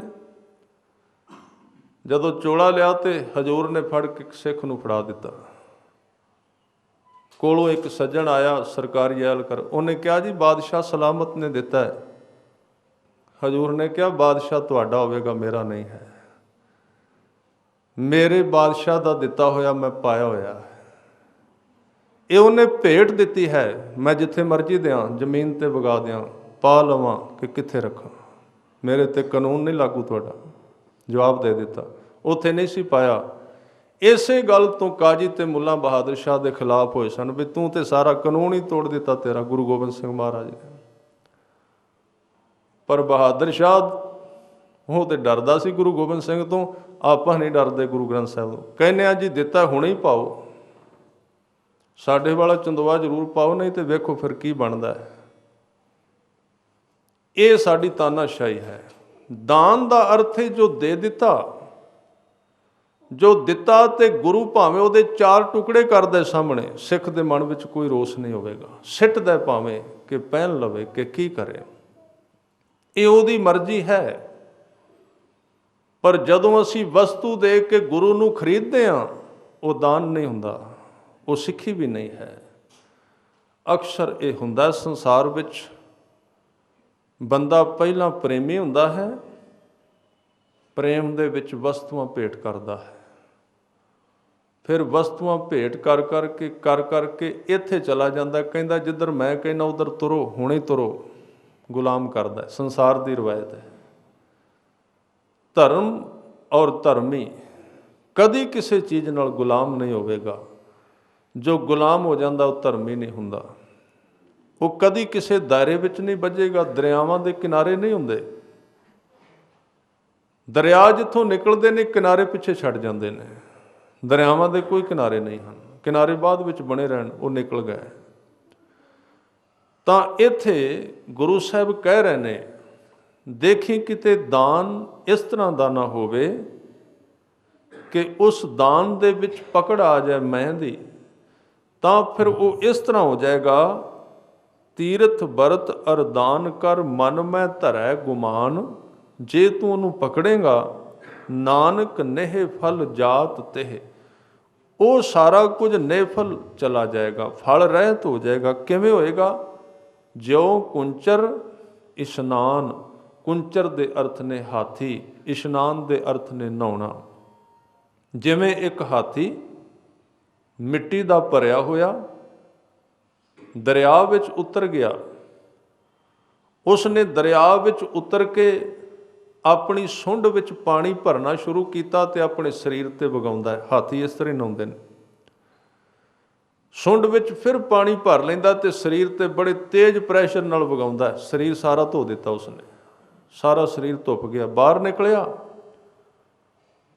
ਨਿਕਲਿਆ, ਸਰੀਰ ਸਾਫ਼ ਸੀ, ਗਿੱਲਾ ਸੀ। ਜਿਹੜੀ ਸੁੰਡ ਦੇ ਨਾਲ ਪਾਣੀ ਨਾਲ ਸਰੀਰ ਧੋਤਾ ਸੀ, ਉਸੇ ਸੁੰਡ ਵਿੱਚ ਪਾਈ ਮਿੱਟੀ, ਉਸੇ ਸੁੰਡ ਨਾਲ ਮਿੱਟੀ ਵਗਾਉਣ ਲੱਗ ਪਿਆ। ਸਰੀਰ ਹੋਰ ਗਾਰਾ ਭਰਿਆ ਗਿਆ। ਹਜ਼ੂਰ ਕਹਿ ਰਹੇ ਨੇ, ਵੇਖੀ ਜਿਹੜੇ ਮੂੰਹ ਨਾਲ ਬਾਣੀ ਪੜ੍ਹਨਾ, ਉਸੇ ਮੂੰਹ ਨਾਲ ਤੂੰ ਨਿੰਦਿਆ ਕਰੇਂਗਾ। ਇਹ ਉਹੀ ਸੁੰਡ ਹੈ। ਜਿਹੜੀ ਸੁੰਡ ਨਾਲ ਤੂੰ ਮੈਲ ਲਾਈ ਏ ਬਾਣੀ ਨਾਲ, ਉਸੇ ਸੁੰਡ ਨਾਲ ਹੁਣ ਤੂੰ ਨਿੰਦਿਆ ਕਰੇਂਗਾ। ਉਸੇ ਮੂੰਹ ਨਾਲ, ਉਹਦੇ ਨਾਲ ਤੂੰ ਈਰਖਾ ਕਰੇਂਗਾ, ਝੂਠ ਬੋਲੇਂਗਾ। ਇਹ ਤੇ ਉਸ ਹਾਥੀ ਵਾਲੀ ਦਸ਼ਾ ਹੋ ਜਾਏਗੀ, ਜਿਹੜਾ ਹਾਥੀ ਪਹਿਲਾਂ ਉਸ ਸੁੰਡ ਨਾਲ ਇਸ਼ਨਾਨ ਕਰਦਾ ਪਾਣੀ ਦੀ ਭਰ ਕੇ, ਉਸੇ ਸੁੰਡ ਨਾਲ ਮਿੱਟੀ ਭਰ ਕੇ ਸੁੰਡ ਦੇ ਵਿੱਚ ਆਪਣੇ ਸਰੀਰ ਤੇ ਸਿੱਟ ਲੈਂਦਾ ਹੈ। ਦੋਵੇਂ ਹੀ ਚੀਜ਼ਾਂ ਇੱਕੋ ਚੀਜ਼ ਨਾਲ ਕਰਦਾ ਹੈ। ਇਸ ਕਰਕੇ ਇੱਕੋ ਹੀ ਚੀਜ਼ ਹੈ ਮਨੁੱਖ ਦੇ ਅੰਦਰ, ਪਾਪ ਤੇ ਪੁੰਨ ਕਰਨ ਵਾਸਤੇ ਜੋ ਵਰਤੀ ਜਾਂਦੀ ਹੈ, ਉਹ ਹੈ ਮਨੁੱਖ ਦੀ ਨੀਅਤੀ, ਜਿਹਨੂੰ ਨੀਅਤੀ ਕਹਿੰਦੇ। ਮਨੁੱਖ ਦੀ ਨੀਤ ਉਹੀ ਪਾਪ ਕਰਨ ਵਿੱਚ ਵਰਤੀ ਜਾਂਦੀ, ਹੋਈ ਪੁੰਨ ਕਰਨ ਵਿੱਚ। ਗੁਰੂ ਤੇਗ ਬਹਾਦਰ ਸਾਹਿਬ ਸੁਚੇਤ ਕਰਦੇ ਨੇ 46 ਨੰਬਰ ਸ਼ਲੋਕ ਵਿੱਚ, ਇਸ ਤਰ੍ਹਾਂ ਤੀਰਥ ਵਰਤ ਅਰਦਾਨ ਕਰ ਮਨ ਮੈਂ ਧਰੈ ਗੁਮਾਨ। ਨਾਨਕ ਨਿਹਫਲ ਜਾਤ ਤੇਹ ਜਿਉ ਕੁੰਚਰ ਇਸ਼ਨਾਨ। ਇਹ ਸਾਰੇ ਧਾਰਮਿਕ ਕਰਮ ਜਿਹੜੇ ਹੰਕਾਰ ਦੇ ਰਾਹੀਂ ਕੀਤੇ ਜਾਂਦੇ ਨੇ, ਸਾਰੇ ਹੀ ਬੇਫਲ ਅਸਫਲ ਹੋ ਜਾਂਦਾ ਮਨੁੱਖ। ਗੁਰੂ ਸਾਹਿਬ ਇਸ ਪ੍ਰਵਿਰਤੀ ਤੋਂ ਬਚਣ ਵਾਸਤੇ ਉਪਦੇਸ਼ ਦੇ ਰਹੇ ਨੇ।